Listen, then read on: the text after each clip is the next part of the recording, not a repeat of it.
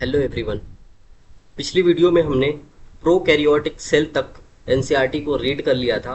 आज की इस वीडियो में हम यूकैरियोटिक सेल से एनसीईआरटी समझना शुरू करेंगे।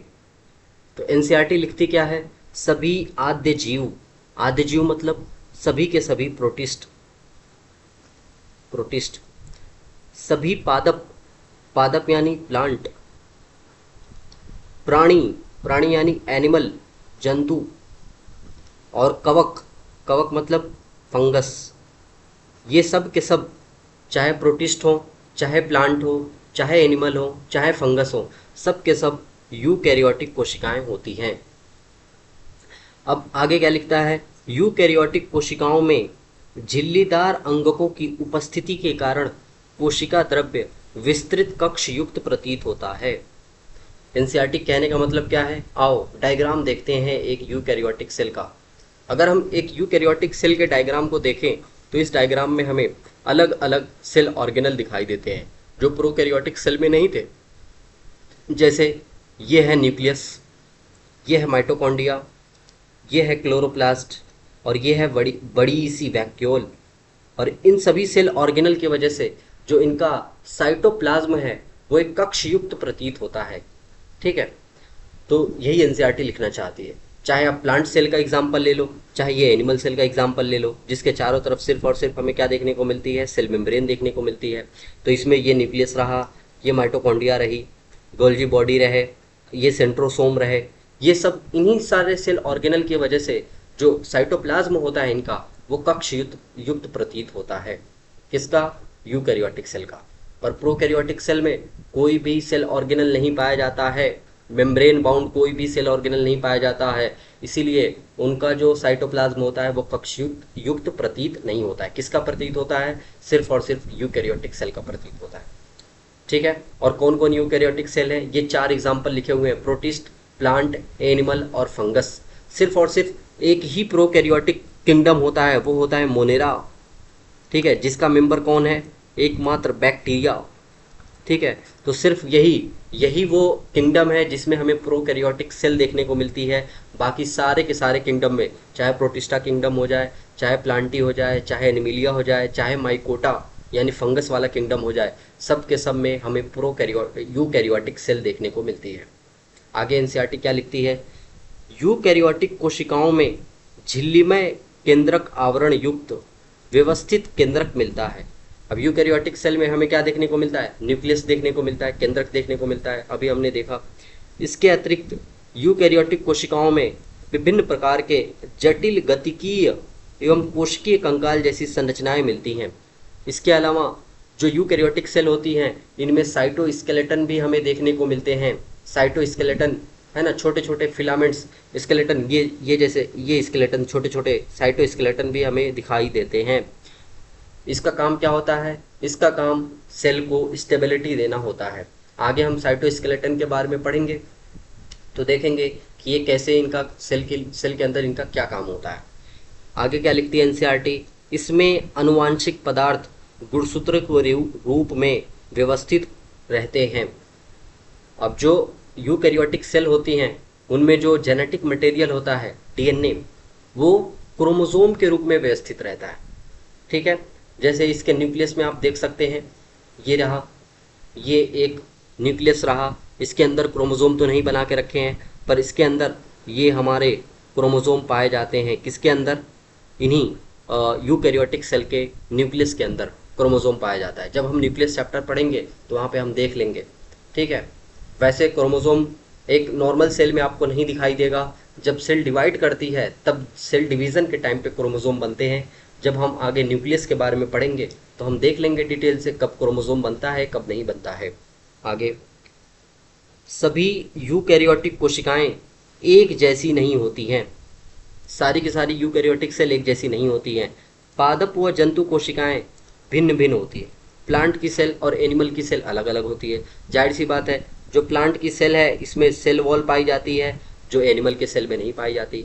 प्लांट की सेल में हमें लवक देखने को मिलते हैं, लवक यानी कि प्लास्टिड देखने को मिलते हैं, जिसमें एक फेमस प्लास्टिड होता है जिसका नाम है क्लोरोप्लास्ट, जिसके वजह से प्लांट जो है फोटोसिंथेसिस करते हैं, वो एनिमल में देखने को नहीं मिलते हैं। ऐसी ही कुछ चीज़ें एनिमल के सेल में पाई जाती है जो प्लांट में नहीं पाई जाती। देखो एनसीईआरटी आगे क्या लिखती है कि पादप कोशिकाओं में कोशिका भित्ति यानी सेल वॉल मिलती है जो जंतु कोशिकाओं में नहीं मिलती। लवक यानी कि प्लास्टिड मिलता है जो जंतु कोशिकाओं में नहीं मिलता। और एक बड़ी सी केंद्रीय रसधानी मिलती है और एक बड़ी सी वैक्यूल देखने को मिलती है। आओ देखो प्लांट की सेल, ये रही प्लांट की सेल। इसमें आपको क्या अलग अलग ऐसा देखने को मिल रहा है जो जंतु की सेल में आपको नहीं दिखाई देगा, एनिमल सेल में आपको नहीं दिखाई देगा। क्या है, एनसीईआरटी सबसे पहले लिखती है कि इसमें जो है कोशिका भित्ति हमें देखने को मिलती है। देखो बाहर की तरफ ये कोशिका भित्ति एनसीईआरटी बना के रखी है, ये कोशिका भित्ति है जो जंतु के सेल में नहीं दिखाई देगी। इसके अलावा ये लवक जो हैं, ये लवक जो बना के रखे हैं, कई सारे लवक बनाए गए हैं, ये लवक भी कहाँ नहीं पाए जाते हैं, जंतु कोशिकाओं में नहीं पाए जाते। और एक बड़ी सी ये जो वैक्यूल बना के रखी है जो सेल का बहुत ज़्यादा हिस्सा घेरे हुए है, ये भी किस में नहीं पाई जाती है, जंतु कोशिकाओं में नहीं पाई जाती हैं। और आगे कुछ ऐसी चीज़ें भी होंगी जो जंतु कोशिकाओं में पाई जाती होंगी पर पादप कोशिकाओं में नहीं पाई जाती हैं। देखते हैं क्या लिखती है एनसीईआरटी। जबकि प्राणी कोशिकाओं में यह अनुपस्थित होती है, मतलब कोशिका भित्ति, प्लास्टिड और वैक्यूल एनिमल सेल में एब्सेंट होती हैं।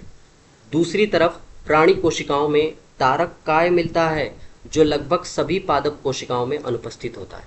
आइए देखते हैं चित्र 9.8.3। ठीक है, देखो जंतु कोशिका को, एक एनिमल सेल को देखते हैं। एनिमल सेल में अगर हम देखें ध्यान से तो न्यूक्लियस के पास, ये रहा न्यूक्लियस, इसके पास ये संरचना आपको दिखाई दे रही है जिसको हम क्या बोल रहे हैं, तारक काय बोल रहे हैं। सेंट्रोसोम, ये सेंट्रोसोम जो है सेल डिवीज़न में मदद करते हैं। जब हम सेल साइकिल चैप्टर पढ़ेंगे वहाँ पे देख लेंगे। ये सिर्फ और सिर्फ एनिमल सेल में पाए जाते हैं, प्लांट सेल में ये नहीं पाए जाते। ठीक है, तो कुछ ऐसी चीज़ें हैं जो प्लांट सेल में पाई जाती हैं और कुछ ऐसी चीज़ें हैं जो सिर्फ और सिर्फ एनिमल सेल में पाई जाती हैं। आगे आइए अब प्रत्येक कोशिकीय अंग की संरचना और कार्यविधि का अध्ययन करें। अब हम सेल के अंदर चलेंगे और सेल के अंदर जाके एक एक सेल ऑर्गेनल का अच्छे से स्टडी करेंगे। तो सबसे पहले शुरुआत जो है बाहर से करते हैं।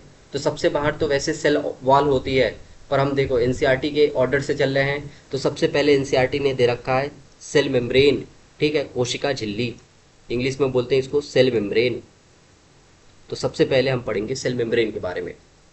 क्या लिखती है एनसीईआरटी, वर्ष 1950 के इलेक्ट्रॉन सूक्ष्मदर्शी की खोज के बाद कोशिका झिल्ली की विस्तृत संरचना का ज्ञान संभव हो सका। चैप्टर के शुरुआत में भी लिखा था जब इलेक्ट्रॉन माइक्रोस्कोप की डिस्कवरी हुई उसके बाद से ही सेल की अच्छे से स्टडी हो सकी। तो 1950 के बाद जब इलेक्ट्रॉन माइक्रोस्कोप की खोज हो चुकी थी तो उसके बाद ही सेल मेम्ब्रेन के बारे में एक हमें स्टडी देखने को मिली, एक अच्छी स्टडी देखने को मिली और हमें पता चला कि सेल मेम्ब्रेन में क्या क्या पाया जाता है। एनसीईआरटी देखो आगे लिखेगी, इस बीच मनुष्य की लाल रक्त कणिकाओं की कोशिका झिल्ली के रासायनिक अध्ययन के बाद जीवद्रव्य झिल्ली की संभावित संरचना के बारे में जानकारी प्राप्त हो सकी। जो मनुष्य मतलब ह्यूमन की जो आरबीसी है, ब्लड के अंदर जो आरबीसी पाई जाती है, इस आरबीसी के चारों तरफ जो सेल मेम्ब्रेन पाई जाती है उसकी स्टडी की गई और इससे हमें सेल मेम्ब्रेन के बारे में बहुत सारी जानकारियाँ मिली। क्या लिखती है एनसीईआरटी कि अध्ययनों के बाद इस बात की पुष्टि हुई कि कोशिका झिल्ली मुख्यतः लिपिड और प्रोटीन की बनी होती है। जो सेल मेम्ब्रेन होती है वो मुख्य रूप से किसकी बनी होती है, लिपिड की और प्रोटीन की बनी होती है। इसको हम एक साथ मिलाकर लाइपोप्रोटीन भी बोल सकते हैं, है ना, लाइपोप्रोटीन, जो लिपिड और प्रोटीन से मिलकर बनी होती है। ठीक है, इसमें प्रमुख लिपिड कौन सा होता है, फॉस्फोलिपिड होता है। हमने बायोमोलिक्यूल चैप्टर में भी पढ़ा था। जो लिपिड होती है मेन कौन सी लिपिड होती है, फॉस्फोलिपिड होती है। लेसिथिन एग्जाम्पल होता है उसका, हमने बायोमोलिक्यूल चैप्टर में देखा था। दो सतहों में व्यवस्थित होती है। जो फॉस्फोलिपिड होती है वो दो सतहों में व्यवस्थित होती है। कैसे होती है, आओ देखते हैं। नोट्स के अंदर जो डायग्राम है उससे हम देखते हैं और समझने की कोशिश करते हैं। आओ, ये सेल मेम्ब्रेन है जिसके अलग अलग और नाम हो सकते हैं। इसको हम प्लाज्मा मेम्ब्रेन बोल सकते हैं, बायो मेम्ब्रेन बोल सकते हैं, ये अलग अलग इसके नाम हो सकते हैं। कैसी होती है, ये पतली होती है, जीवित होती है, लिविंग होती है, और क्वासी फ्लूइड नेचर की होती है, अर्ध तरल प्रकृति की होती है, न सॉलिड होती है न लिक्विड होती है ना। सेलेक्टिव परमिएबल होती है, साथ ही साथ कैसी होती है सेल मेम्ब्रेन, सेलेक्टिव परमिएबल, ये सेलेक्ट करती है कि किसको सेल के अंदर आना है और किसको नहीं आना है। आगे हम इसके बारे में देखेंगे। अब ह्यूमन की आरबीसी की अगर हम बात करें, जिसकी हम स्टडी कर रहे हैं, उसमें ज़्यादातर क्या होती है, लिपिड और प्रोटीन होती है। तो देख लो लिपिड कितनी है 40%, प्रोटीन कितनी है 52%, 52%, और कार्बोहाइड्रेट्स कितने हैं 8%। तो इससे जो है हमारी ह्यूमन की आरबीसी जो है, ह्यूमन की आरबीसी की जब हमने सेल मेम्ब्रेन की स्टडी की आरबीसी की, तब जाके हमें पता चला कि उसमें प्रोटीन, लिपिड और कार्बोहाइड्रेट कितना कितना परसेंट पाए जाते हैं। काफ़ी इंपॉर्टेंट डेटा है, तो इसको अच्छे से याद रखना। आओ, सबसे ज़्यादा जो लिपिड पाई जाती है हमारे सेल मेम्ब्रेन के अंदर, वो होती है फॉस्फोलिपिड। तो फॉस्फोलिपिड, उसके स्ट्रक्चर को यहाँ मैंने बना के रखा है, एक छोटी सी फॉस्फोलिपिड जिसमें एक हेड है और 2 टेल हैं। ये अगर इसको मैं बड़ा सा डायग्राम के तौर पे बनाऊं, तो ये है हेड आप हमारा, ठीक है, जो कैसा होता है, हाइड्रोफिलिक होता है। हाइड्रोफिलिक का मतलब जल से स्नेह करने वाला, या फिर इसको हम बोल सकते हैं जल स्नेही। और जो इसकी टेल है, वो टेल कैसी होती है, हाइड्रोफोबिक होती है, हाइड्रोफोबिक होती है। हाइड्रोफोबिक का मतलब जल से डरने वाली, हाइड्रोफोबिक होती है, ठीक है। कौन, फॉस्फोलिपिड की टेल। तो ये हाइड्रोफिलिक है, साथ ही साथ पोलर भी बोल सकते हैं, और हाइड्रोफोबिक को हम नॉन पोलर भी बोल सकते हैं। तो अगर एक ही मॉलिक्यूल के अंदर ऐसी 2 प्रॉपर्टीज देखने को मिले, वो हाइड्रोफिलिक भी हो, हाइड्रोफोबिक भी हो, पोलर भी हो, नॉन पोलर भी हो, तो इस प्रॉपर्टी को हम बोलते हैं एम्फीपैथिक मॉलिक्यूल। ऐसा मॉलिक्यूल जिसमें ये 2 प्रॉपर्टीज एक साथ देखने को मिले। अब देखो 2 टेल हैं, तो एक टेल आपको दिखाई गई है कि वो सेचुरेटेड फैटी एसिड से बनी हुई है। जैसे देखो कार्बन कार्बन के बीच में यहाँ पे सिंगल बॉन्ड आपको दिखाई दे रहा है, तो ये कैसी फैटी एसिड से बनी है, सेचुरेटेड फैटी एसिड की। दूसरी टेल में जो है आपको डबल बॉन्ड दिखाई दे रहा है, तो एक भी डबल बॉन्ड आ जाएगा तो उस फैटी एसिड को हम क्या बोलेंगे, unsaturated fatty acid, unsaturated fatty acid. तो हमारी जो टेल है, फॉस्फोलिपिड की जो टेल है, वो सेचुरेटेड भी हो सकती है और अनसेचुरेटेड फैटी एसिड की बनी होती है, ठीक है। सेचुरेटेड और अनसेचुरेटेड फैटी एसिड की बनी होती है। अब इसका क्या मतलब है, देखो जो सेचुरेटेड फैटी एसिड होती है वो नेचर में सॉलिड होते हैं, जैसे घी, मक्खन, ये सब सॉलिड होते हैं।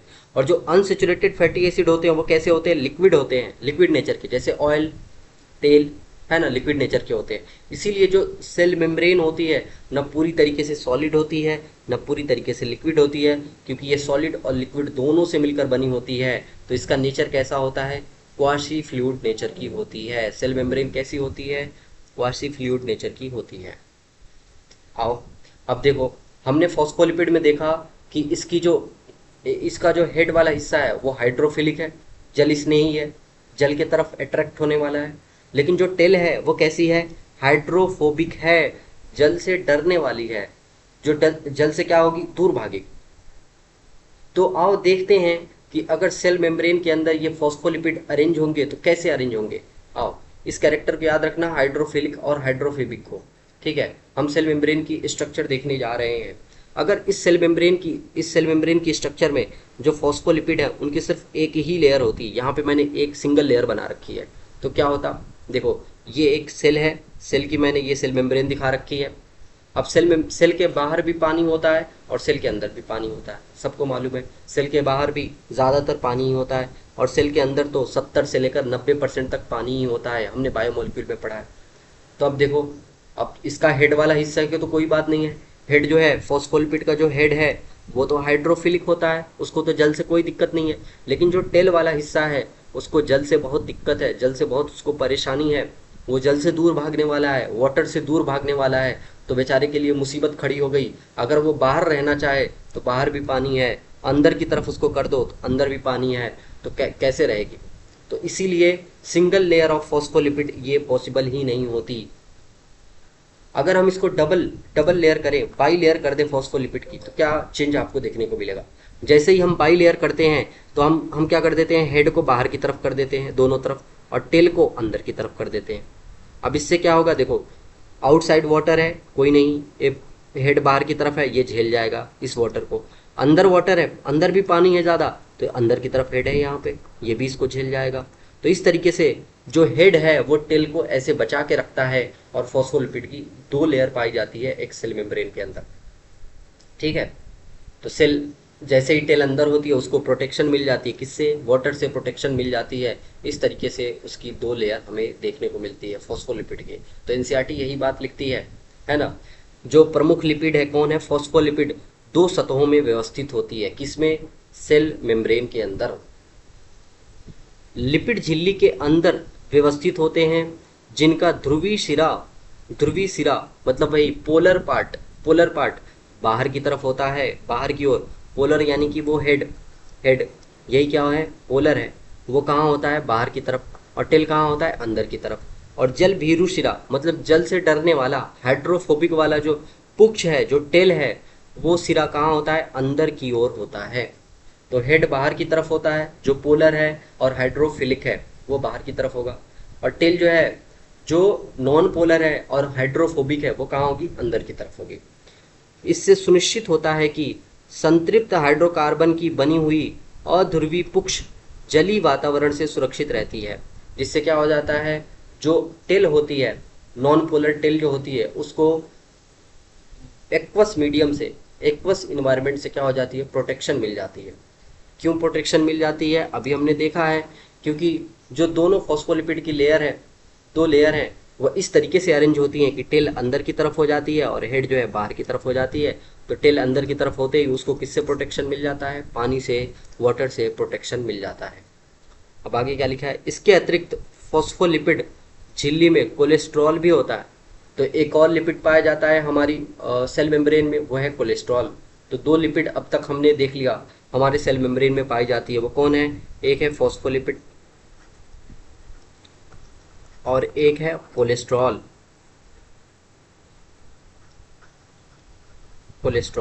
तो ये जो दो लिपिड हैं, वो दोनों लिपिड हमारे सेल मेम्ब्रेन में पाई जाती हैं। आगे बाद में जैव रासायनिक अनुसंधानों से यह स्पष्ट हो गया है कि कोशिका झिल्ली में प्रोटीन व कार्बोहाइड्रेट पाया जाता है। बाद में ये भी पता चला, देखो लिपिड की तो बात हो गई ऊपर, साथ ही साथ कोशिका झिल्ली में प्रोटीन और कार्बोहाइड्रेट भी पाए जाते हैं। ठीक है, विभिन्न कोशिकाओं में प्रोटीन लिपिड का अनुपात अलग अलग होता है। अलग अलग कोशिकाओं की सेल मेम्ब्रेन में प्रोटीन का और लिपिड का जो रेशियो होता है वो अलग अलग हो सकता है। अगर हम बात करें मनुष्य की आरबीसी की, मनुष्य की रुधिराणु एरिथ्रोसाइट या फिर आरबीसी, अगर हम ह्यूमन की आरबीसी की बात करें तो उसकी झिल्ली में यानी कि सेल मेम्ब्रेन में लगभग 52% प्रोटीन होती है, 52% क्या होती है? प्रोटीन होती है, और 40% क्या होती है? लिपिड होती है, और बचा हुआ 8% क्या होगा? कार्बोहाइड्रेट होगा। ये बात मैंने नोट्स में अभी तुमको दिखाई। झिल्ली में पाए जाने वाले प्रोटीन को अलग करने की सुविधा के आधार पर, है ना, जो झिल्ली के अंदर जो प्रोटीन पाए जाते हैं उनको अलग करने की सुविधा के आधार पर 2 भागों में बांटा गया, अंगभूत और परिधीय प्रोटीन। क्या है ये? आओ देखते हैं। एक मॉडल देखते हैं, फ्लूइड मोज़ेक मॉडल। इसमें देखो, इसमें जो है ये फॉस्फोलिपिड का ये हेड रहा और ये टेल रहा। देख रहे हो, टेल हेड बाहर की तरफ है और टेल अंदर की तरफ है, जिससे इस टेल को एक्वस मीडियम से क्या मिल जाता है? प्रोटेक्शन मिल जाता है। तो इसकी बात तो पहले ही हो चुकी है। इसके अलावा इसमें कोलेस्ट्रॉल भी पाया जाता है। तो ये था फॉस्फोलिपिड, और यहाँ देखो ये एक कोलेस्ट्रॉल का मॉलिक्यूल बना रखा है, एक कोलेस्ट्रॉल का मॉलिक्यूल भी बना रखा है यहाँ पे, ये यहाँ पे एक कोलेस्ट्रॉल का मॉलिक्यूल बना रखा है। तो इसके अलावा सेल मेम्ब्रेन में क्या पाया जाती है? कोलेस्ट्रॉल भी पाई जाती है, लेकिन जो मेन लिपिड होती है वो क्या होती है? फॉस्फोलिपिड होती है, फॉस्फोलिपिड। ठीक है, आगे प्रोटीन के बारे में बात करती है। प्रोटीन जो है 2 तरीके की प्रोटीन हो सकती है सेल मेम्ब्रेन में, वो किस आधार पे? अलग करने की सुविधा के आधार पे। अब देखो ये जो ब्लैक कलर से यहाँ पे बन के दिखाई हुई है, ये सब क्या है? ये प्रोटीन है, ये प्रोटीन है, ये भी प्रोटीन है, सब प्रोटीन है। अब अगर आपको इस प्रोटीन को सेल मेम्ब्रेन से अलग करना होगा तो किसको निकालना आसान होगा और किसको निकालना मुश्किल होगा? तो जाहिर सी बात है, जो प्रोटीन बाहर की तरफ है, ये प्रोटीन बाहर की तरफ है, ये प्रोटीन बाहर की तरफ है, ये प्रोटीन बाहर की तरफ है, इसको निकालना आसान होगा। तो ऐसी प्रोटीन को हम बोलते हैं पेरीफेरल प्रोटीन या फिर एक्सट्रिंसिक प्रोटीन, हिंदी में बोलते हैं परिधीय प्रोटीन। और जो प्रोटीन अंदर धसी हुई होती हैं, अंदर धसी हुई, ये प्रोटीन अंदर धसी हुई है, इसके अलावा ये प्रोटीन अंदर की तरफ धसी हुई है, ठीक है, उनको हम बोलते हैं इंट्रिंसिक प्रोटीन, अंगभूत प्रोटीन। अब जो इंट्रिंसिक प्रोटीन होती है वो भी दो तरीके की हो सकती हैं, एक जो पूरी तरीके से धसी होती हैं और एक जो आधी धसी होती हैं। हमारे सामने दो इंट्रिंसिक प्रोटीन बना के रखा है, यहाँ पे देखो एक प्रोटीन जो है ये जो है पूरी तरीके से धसी है, देखो पूरी की पूरी सेल मेम्ब्रेन में धसी हुई है। तो ये पूर्ण रूप से धसी हुई क्या है, प्रोटीन है, इंट्रिंसिक प्रोटीन है। और ये जो है हल्की आधी धसी है, तो इसको हम आंशिक रूप से धसी हुई प्रोटीन बोलेंगे। तो ये है एक डायग्राम, आओ देखते हैं आगे। तो अलग करने की सुविधा के आधार पर प्रोटीन को दो भागों में बांटा गया, एक अंगभूत प्रोटीन इंट्रिंसिक प्रोटीन और एक परिधीय प्रोटीन जिसको हम बोलते हैं पेरिफेरल प्रोटीन। ठीक है, आगे परिधीय प्रोटीन झिल्ली की सतह पर होती हैं। परिधीय प्रोटीन, पेरिफेरल प्रोटीन कहाँ होती हैं, झिल्ली की सतह पर होती हैं। देख लो डायग्राम में, देखो कहाँ है, ये सतह पे है, ये सतह पे है, सतह पे है, सेल मेम्ब्रेन की सतह पे है। और जो आगे आगे क्या लिख रहा है, अंगभूत प्रोटीन आंशिक या पूर्ण रूप से झिल्ली में धसे रहते हैं। हमने देखा अभी कुछ प्रोटीन पूरी तरीके से धसी हैं और कुछ प्रोटीन आंशिक रूप से धसी हैं। ठीक है, तो ये लिख रहा है प्रोटीन के बारे में। आगे कोशिका झिल्ली का उन्नत नमूना 1972 में सिंगर और निकोलसन द्वारा प्रतिपादित किया गया। तो ये बात याद रखना, कोशिका झिल्ली का जो सबसे ज़्यादा लेटेस्ट और एक्सेप्टेड मॉडल है वो कब प्रतिपादित किया गया, कब दिया गया, 1972 में। और किसने दिया, सिंगर और निकोलसन नाम के दो साइंटिस्ट ने दिया, जिसको हम बोलते हैं तरल किरमिर नमूना। ठीक है, इंग्लिश में बोलते हैं फ्लूइड मोज़ेक मॉडल के रूप में व्यापक रूप से स्वीकार किया गया है। इसे ही व्यापक रूप से स्वीकार किया गया है। देखो फ्लूइड मोज़ेक मॉडल क्या है, फ्लूइड मोज़ेक मॉडल। जो फ्लूइड मोज़ेक मॉडल है वो सिंगर और निकोलसन ने दिया था 1972 में। ये सन भी याद रखना, 1972। जो सबसे लेटेस्ट मॉडल है सेल मेम्ब्रेन का और वाइडली एक्सेप्टेड है, व्यापक रूप से स्वीकार किया गया ये मॉडल है। ठीक है, इस मॉडल के अनुसार भाई जो हम पहले बात कर चुके हैं, लिपिड जो है फॉस्फोलिपिड वो बाइलेयर के फॉर्म में पाए जाते हैं, जिसमें हेड बाहर की तरफ होता है, हेड बाहर की तरफ होता है और टेल कहाँ होती है, अंदर की तरफ होती है। और प्रोटीन जो है दो तरीके की होती हैं, एक प्रोटीन जो बाहर की तरफ सतह के ऊपर पाई जाती हैं जिनको हम क्या बोलते हैं, पेरिफेरल प्रोटीन बोलते हैं, ये पेरिफेरल प्रोटीन है। और एक प्रोटीन जो होती हैं जो अंदर की तरफ धसी होती है जिसको हम इंटीग्रल प्रोटीन या इंट्रिंसिक प्रोटीन बोल सकते हैं। अब ये पूरी तरीके से भी धसी हो सकती हैं और आंशिक रूप से भी धसी हो सकती हैं। तो ये कौन सा मॉडल बताता है, ये फ्लूइड मोज़ेक मॉडल ही तो बताता है सब कुछ। ठीक है, हिंदी में बोलते हैं तरल किरमिर नमूना, फ्लूइड मोज़ेक मॉडल। आओ, इसके अनुसार लिपिड के अर्धतरलीय प्रकृति के कारण, अब लिपिड की प्रकृति कैसे लिख रही है, अर्धतरलीय, अर्धतरल। अर्धतरल क्यों लिख रहा है, अर्धतरल मतलब सेमी सॉलिड, ऐसा क्यों लिख रहा है, क्योंकि हमने लिपिड के संरचना में देखा था, फॉस्फोलिपिड की संरचना में इसकी जो दो टेल थी, एक बनी थी सेचुरेटेड फैटी एसिड से और एक बनी थी अनसेचुरेटेड फैटी एसिड से, है ना। सेचुरेटेड फैटी एसिड वाली टेल कैसी थी, सॉलिड थी, और अनसेचुरेटेड फैटी एसिड वाली सेल कैसी थी, लिक्विड फॉर्म में थी। इसीलिए लिपिड जो है सेमी सॉलिड नेचर का होता है। लिपिड कैसा होता है, सेमी सॉलिड नेचर का होता है। और इसी सेमी सॉलिड नेचर की वजह से क्या हमें देखने को मिलता है, देखो एनसीईआरटी क्या लिखती है, लिपिड के अर्धतरली प्रकृति के कारण फॉस्फोलिपिड द्विसतह के भीतर प्रोटीन पार्श्विक गति करते हैं। पार्श्विक गति का मतलब लैटरल मोमेंट। लैटरल मोमेंट क्या मतलब है इसका, देखो लिपिड की प्रकृति कैसी है, अर्धतरल है, और प्रोटीन जो लिपिड पाई जाती है वो कैसी पाई जाती है, बाइलेयर के फॉर्म में पाई जाती है। और इसी बाइलेयर के बीच में जो प्रोटीन होते हैं, ये मान लो ये प्रोटीन है, ये प्रोटीन का मॉलिक्यूल है, तो ऐसे ऐसे लैटरल मूवमेंट करता है, इधर उधर लैटरल मूवमेंट करता है, पार्श्विक गति करता है। ठीक है, आगे झिल्ली के भीतर गति करने की क्षमता उसकी तरलता पर निर्भर करती है। जाहिर सी बात है, गति उतने ही आसान होगी जितना ये झिल्ली क्या होगी, तरल होगी, जितना ये फ्लूइडिटी इसकी होगी।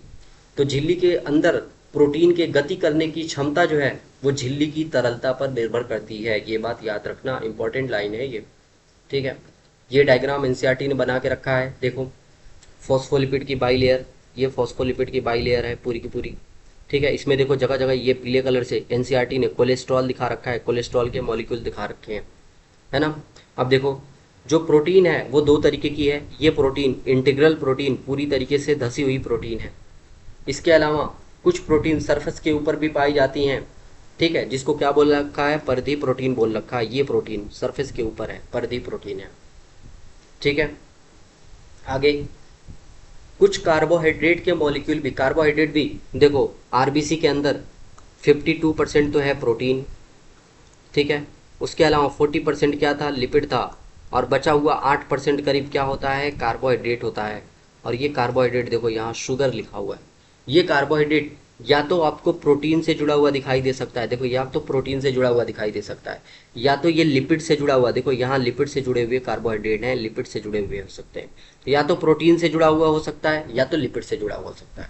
अब देखो अगर कार्बोहाइड्रेट के लिए टर्म यूज किया जाता है ग्लाइको, ठीक है। अगर कार्बोहाइड्रेट प्रोटीन से जुड़ा होगा, कार्बोहाइड्रेट प्लस प्रोटीन, अगर प्रोटीन से जुड़ा होगा तो इसको हम क्या बोलेंगे, ग्लाइकोप्रोटीन। ग्लाइकोप्रोटीन पूरी स्ट्रक्चर को, जैसे ये देखो ये है पेरिफेरल प्रोटीन, ये है पेरिफेरल प्रोटीन, इससे क्या जुड़ा हुआ है, कार्बोहाइड्रेट, तो इस पूरी संरचना को हम क्या बोल देंगे, ग्लाइकोप्रोटीन बोल देंगे।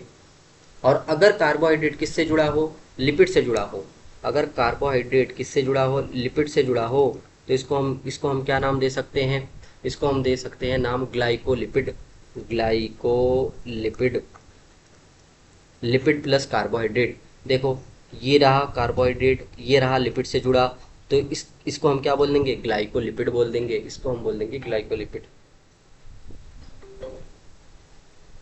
ठीक है। आगे एनसीईआरटी क्या लिखती है, झिल्ली की तरलीय प्रकृति, इसके कार्य जैसे कि कोशिका वृद्धि, अंतर कोशिकीय संयोजन। झिल्ली की जो ये तरली प्रकृति होती है, ये फ्लूइड जो नेचर होता है, उसके वजह से क्या क्या हमें देखने को मिल सकता है। अब झिल्ली की जो फ्लूइड नेचर है उसके वजह से क्या क्या देखने को मिल सकता है, तो मान लो झिल्ली ये तरल है, तो तरल की वजह से इसके अंदर जब साइटोप्लाज्म बढ़ेगा तो ये झिल्ली क्या हो सकती है, ग्रो करके बड़ी हो सकती है, तो इसके वजह से हमें कोशिका वृद्धि देखने को मिल सकती है। इसके अलावा अंतर कोशिकीय संयोजन का निर्माण देखने को हमें मिल सकता है, मतलब एक सेल से दूसरे सेल में अगर निर्माण, एक सेल से दूसरे सेल में अगर कनेक्शन करना हो, एक सेल से दूसरे सेल में अगर हमें कनेक्शन करना हो, तो ये कनेक्शन भी किसके वजह से, इसी के वजह से पॉसिबल हो सकता है। किसके वजह से, ये झिल्ली की अर्ध तरलीय प्रकृति की वजह से, फ्लूइड नेचर की वजह से। अगला, कुछ किसी चीज़ का अगर हमें श्रवण करना हो, सिक्रीशन करना हो, है ना, बाहर निकालना हो, तो वो भी पॉसिबल होता है इसकी वजह से। जैसे किसी चीज़ को बाहर निकालने के लिए हम क्या करेंगे, देखो एग्जाम्पल के तौर पे, अगर झिल्ली के अंदर, यहाँ झिल्ली के अंदर कोई हमने एक वेसाइकल बना दी, अब इस वेसाइकल को झिल्ली से बाहर निकालना, ठीक है, तो क्या क्या होगी, ये वेसाइकल सबसे पहले आके यहाँ झिल्ली से अटैच होगी, और अटैच होने के बाद ये जो है ऐसे बाहर निकलेगी, ऐसे बाहर निकल, ऐसे ऐसे बाहर निकल जाएगी, ठीक है, धीरे धीरे बाहर निकल जाएगी। तो यूजफुल मटेरियल का, है ना, यूजफुल मटेरियल का सेल से बाहर निकलना, इसको हम बोलते हैं सिक्रेशन। हिंदी में क्या बोलते हैं, श्रवण, ठीक है, ये बात याद रखनी है। श्रवण क्या होता है, श्रवण मतलब सिक्रीशन क्या होता है, यूजफुल मटेरियल का सेल से बाहर निकलना। ये किसके वजह से पॉसिबल है, ये पॉसिबल है झिल्ली की तरल प्रकृति की वजह से। ये वेसाइकल आके झिल्ली के साथ फ्यूज होते हैं और फिर बाहर निकल जाते हैं। इसके अलावा ठीक इसका उल्टा प्रोसेस, जिसको हम बोलते हैं एंडोसाइटोसिस, अंत कोशिकी, है ना, जिसको इंग्लिश में क्या बोलते हैं, एंडोसाइटोसिस, ये किसके वजह से पॉसिबल है, ये भी झिल्ली की तरल प्रकृति की वजह से पॉसिबल है। अब इसको ठीक उल्टा बहा दो, है ना, कोई बाहर कोई मटेरियल है, वो पहले आके झिल्ली से अटैच होगा और ये फिर धीरे धीरे झिल्ली के अंदर चला जाएगा और अंदर सेल के अंदर छोड़ दिया जाएगा। तो इस प्रोसेस को हम क्या बोलते हैं, एंडोसाइटोसिस। आगे कोशिका विभाजन, ये कोशिका विभाजन में भी मदद करती है झिल्ली की तरल प्रकृति। जब हम सेल डिवीज़न पढ़ेंगे तो वहाँ पे हम देखते हैं, जब साइटोप्लाज्म का डिवीज़न करना होता है एनिमल सेल के अंदर, तो दोनों तरफ से, है ना, ये दबती हैं, सेल मेम्ब्रेन दबती है, धीरे धीरे खांच बनती है और खांच बनते बनते धीरे धीरे वो दोनों सेल मेम्ब्रेन आपस में मिल जाती है और एक सेल से जो है दो सेल का फॉर्मेशन हो जाता है। ठीक वैसे ही जैसे आप एक गुब्बारे को एज्यूम करो, एक बलून, है ना, उस बलून में क्या करो, पानी भर दो, हवा भर दो, कुछ भी करो, आप क्या करो, उसको गुब्बारे को बीच से पकड़ के ऐसे दबाओ, तो ऐसे ही ये सेल दोनों तरफ से दबती है, और दब के पूरा अगर आप हाथ अपना दोनों मिला देंगे ऐसे बीच में, तो गुब्बारे का एक हिस्सा ऊपर एक हिस्सा नीचे, तो इस तरीके से एक सेल से दो सेल बनाने में, मतलब सेल डिवीजन में भी झिल्ली की तरली प्रकृति योगदान देती है। ठीक है, इसके लिए महत्वपूर्ण है। आगे, जीवद्रव्य झिल्ली का सर्वाधिक महत्वपूर्ण कार्य, इससे अणुओं का परिवहन होता है। तो इसका सबसे मेन काम क्या है कि इससे जो मॉलिक्यूल होते हैं उसका ट्रांसपोर्ट होता है। और बताओ कैसी होती है ट्रांसपोर्ट के मामले में, ये हमारी सेल मेम्ब्रेन सेलेक्टिव परमिएबल होती है। देखो एनसीईआरटी आगे लिखेगी, यह झिल्ली इसके दोनों तरफ मिलने वाले अणुओं के लिए चयनित पारगम्य होती है, सेलेक्टिव परमिएबल होती है, बहुत ही special quality, selective selective permeable होती है। कौन? Cell membrane. ये सेलेक्ट करती है किसको अंदर आना है, किसको अंदर नहीं आना है, किसको बाहर जाना है और किसको नहीं जाना है। ठीक है, अब देखो सेल के अगर ट्रांसपोर्ट के बारे में हम पढ़ें तो एक छोटा सा हल्का सा ब्रीफ स्टडी कर लेते हैं, फिर वापस हम लौटते हैं। ठीक है, transport of molecule across cell membrane, cell के आर पार, है ना, मॉलिक्यूल्स का ट्रांसपोर्ट, अणुओं का ट्रांसपोर्ट। अब कैसे हो सकता है? तो दो तरीके से हो सकता है। एक है पैसिव ट्रांसपोर्ट। पैसिव ट्रांसपोर्ट का मतलब ये जो है हमेशा हाई कंसंट्रेशन से लो कंसंट्रेशन की तरफ होगा, जिसमें एनर्जी की रिक्वायरमेंट नहीं होगी। इसे हम बोलते हैं निष्क्रिय परिवहन, पैसिव ट्रांसपोर्ट। इसका इस तीन अलग अलग तरीके से हो सकता है, सिंपल डिफ्यूज़न, फैसिलिटेड डिफ्यूज़न और ऑस्मोसिस। सिंपल डिफ्यूज़न क्या है? अगर कोई न्यूट्रल सॉल्यूट है ना, उदासीन विलेय है, तो वो सेल के आर पार सिंपल डिफ्यूजन से जा सकता है। सिंपली इस सेल मेम्ब्रेन को पार करके सेल मेम्ब्रेन के अंदर जा सकता है या सेल मेम्ब्रेन के बाहर जा सकता है। कौन? न्यूट्रल सॉल्यूट, है ना, उदासीन विलेय। और अगर कोई पोलर मॉलिक्यूल होगा, पोलर मॉलिक्यूल, तो वो सेल मेम्ब्रेन को आसानी से पार नहीं कर पाएगा, क्योंकि जो फॉस्फोलिपिड है वो कैसी है, उसमें उसमें नॉन पोलर पार्ट भी है, नॉन पोलर पार्ट भी है। ठीक है, इसलिए पोलर मॉलिक्यूल सेल मेम्ब्रेन को आसानी से पार नहीं कर सकते। तो इनको पार करने के लिए विशेष प्रोटीन की ज़रूरत पड़ती है। जैसे देखो कि ये डायग्राम बना रखा है, यहाँ पे जो प्रोटीन है, ये जो प्रोटीन है जो पूरी तरीके से धसी है, जिसको हमने बोला है टनल प्रोटीन। यही प्रोटीन जो है इन जो पोलर मॉलिक्यूल होते हैं उनको अंदर बाहर लेके जाने में मदद करती है। कौन? Tunnel protein. ठीक है, इसीलिए इसको टनल प्रोटीन बोला गया। तीसरे नंबर पे हम बात करेंगे वाटर की। अगर वाटर का ट्रांसपोर्ट डिफ्यूजन से होता है तो उसको हम बोलते हैं ऑस्मोसिस, हिंदी में बोलते हैं परासरण।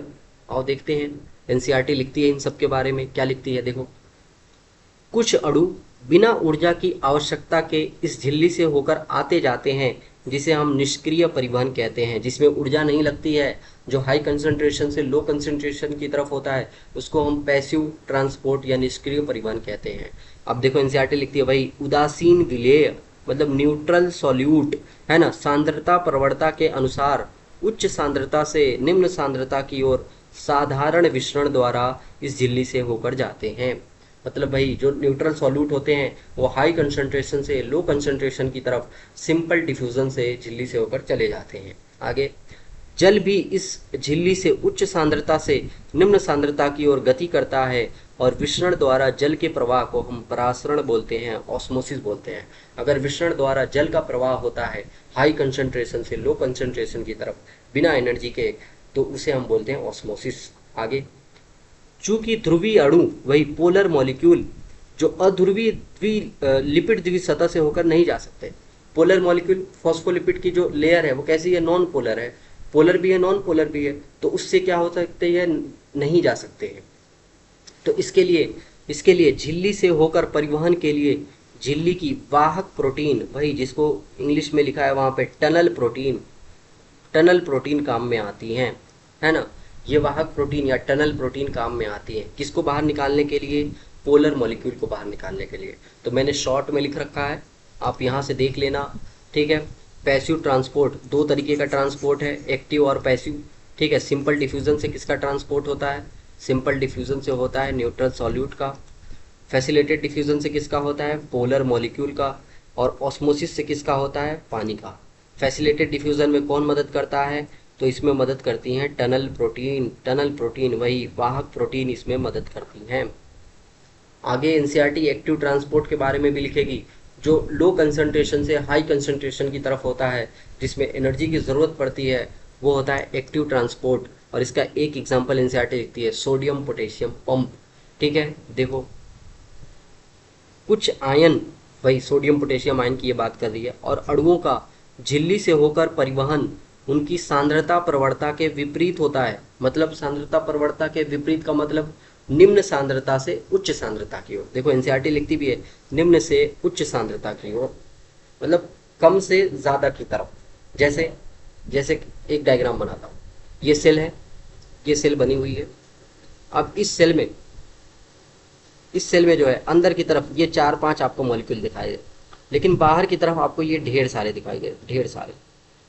अब सेल के अंदर से देखो, सेल के अंदर इनकी कंसंट्रेशन क्या है, कम है, और यहाँ क्या है, ज़्यादा है।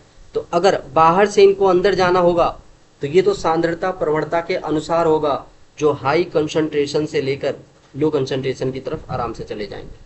लेकिन अगर इन्हीं मॉलिक्यूल को अंदर से बाहर भेजना होगा तो सांद्रता प्रवणता के विपरीत होगा, जिसमें हमें एनर्जी देने की जरूरत पड़ेगी, और उसे हम एक्टिव ट्रांसपोर्ट बोलते हैं। ठीक है, इस प्रकार के परिवहन हेतु ऊर्जा की आधारित प्रक्रिया होती है, जिसमें एटीपी का उपयोग किया जाता है। ऊर्जा के तौर पे हमें किसका उपयोग करते हैं, हम एटीपी का प्रयोग करते हैं। ऊर्जा जगत का सिक्का एटीपी है ना, इसे हम क्या बोलते हैं, इसे हम सक्रिय परिवहन या एक्टिव ट्रांसपोर्ट बोलते हैं। यह एक पंप के रूप में कार्य करता है। ठीक है, पंप के रूप में, जैसे sodium ion potassium ion pump, जिसका मैंने एग्जांपल यहाँ पे दे रखा है। एक्टिव ट्रांसपोर्ट में sodium ion potassium ion pump. तो बेसिकली आपको पूरी कहानी नहीं याद रखनी है, अगर क्वेश्चन बनेगा तो सिर्फ और सिर्फ इतने से बनेगा, जिसको मैंने शॉर्ट में लिख दिया है यहाँ पे। तो ये पढ़ लेना इतना सा हिस्सा, जिससे आपके सारे क्वेश्चन सॉल्व हो सकते हैं।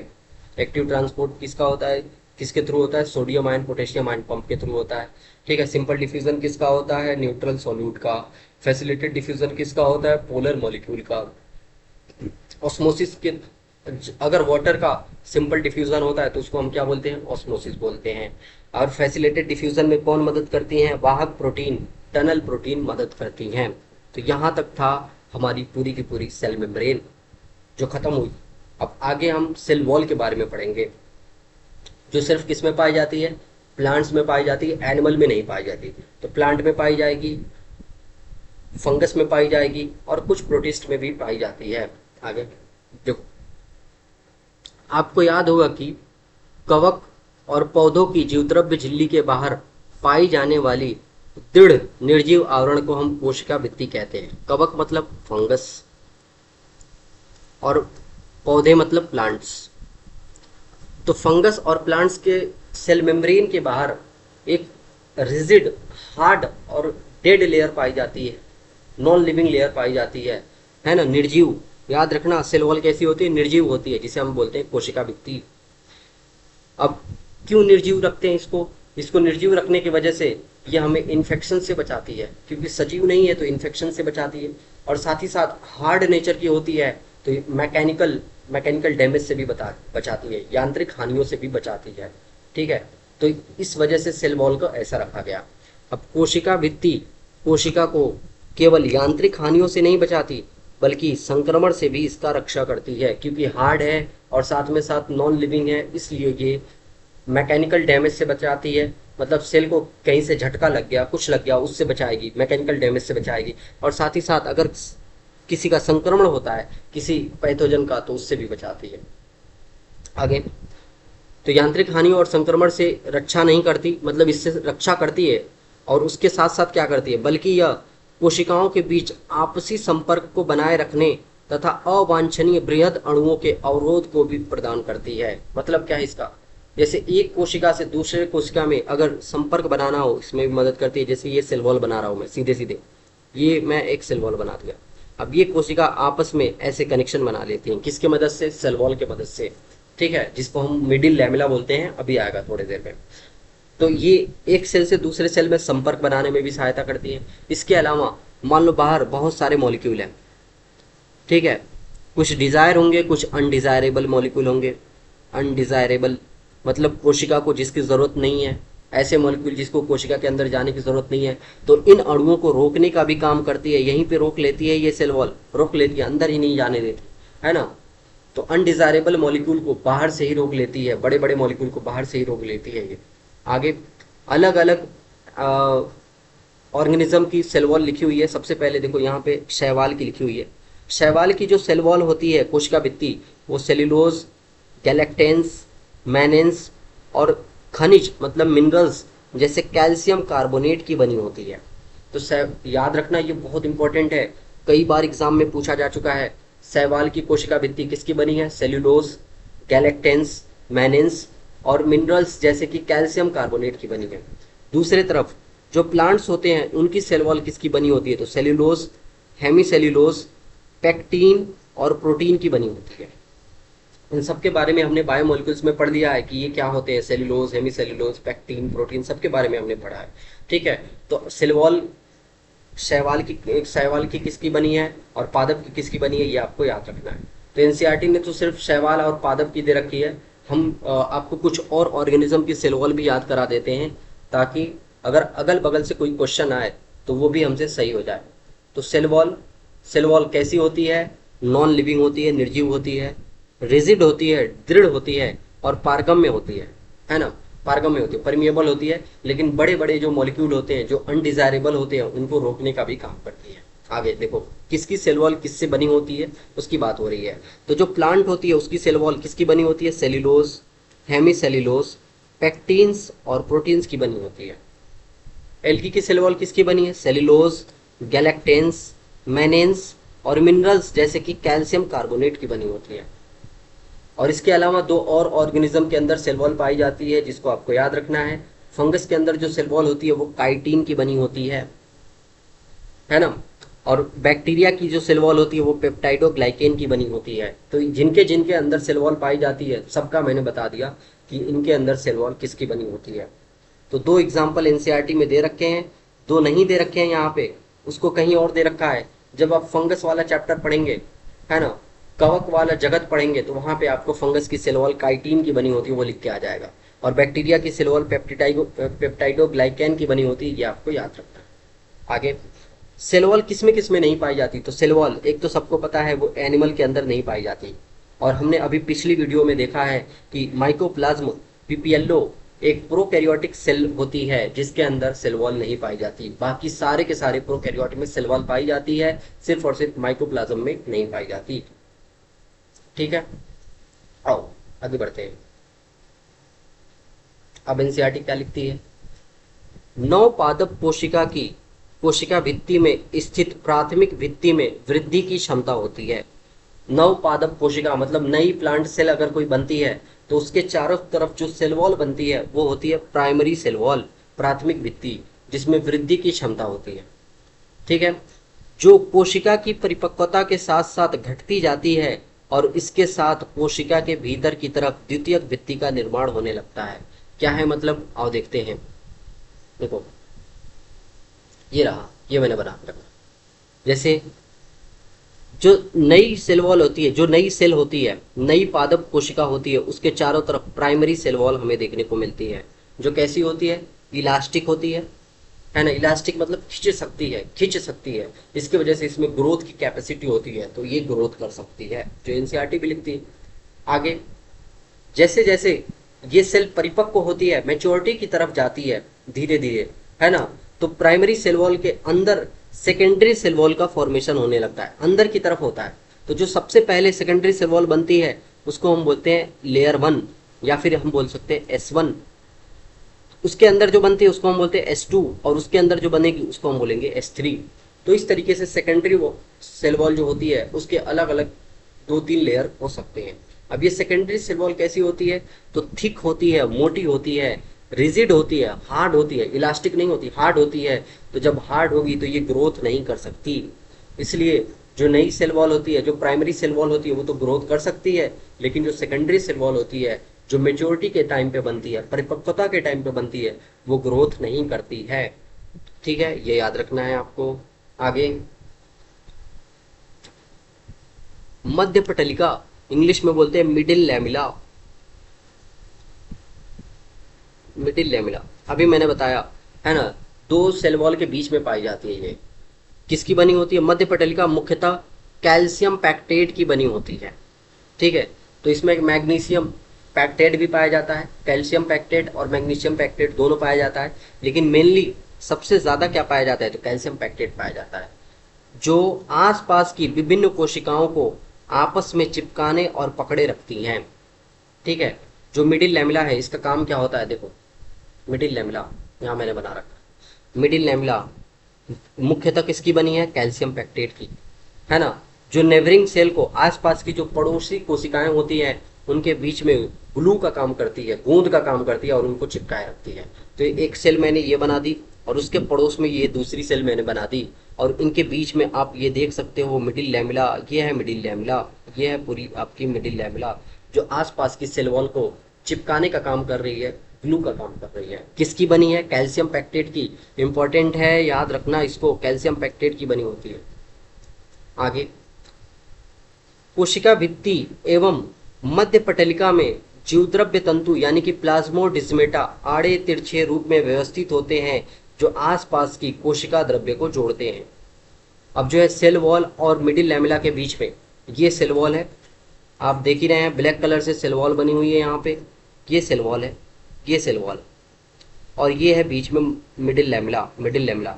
अब इसके बीच में जो है ये आड़े तिरछे व्यवस्थित क्या होते हैं? प्लाज्मोडिस्मेटा होते हैं, जिसको मैंने यहाँ पे पिंक कलर से बना के रखा है। ये क्या है? प्लाज्मोडिस्मेटा है।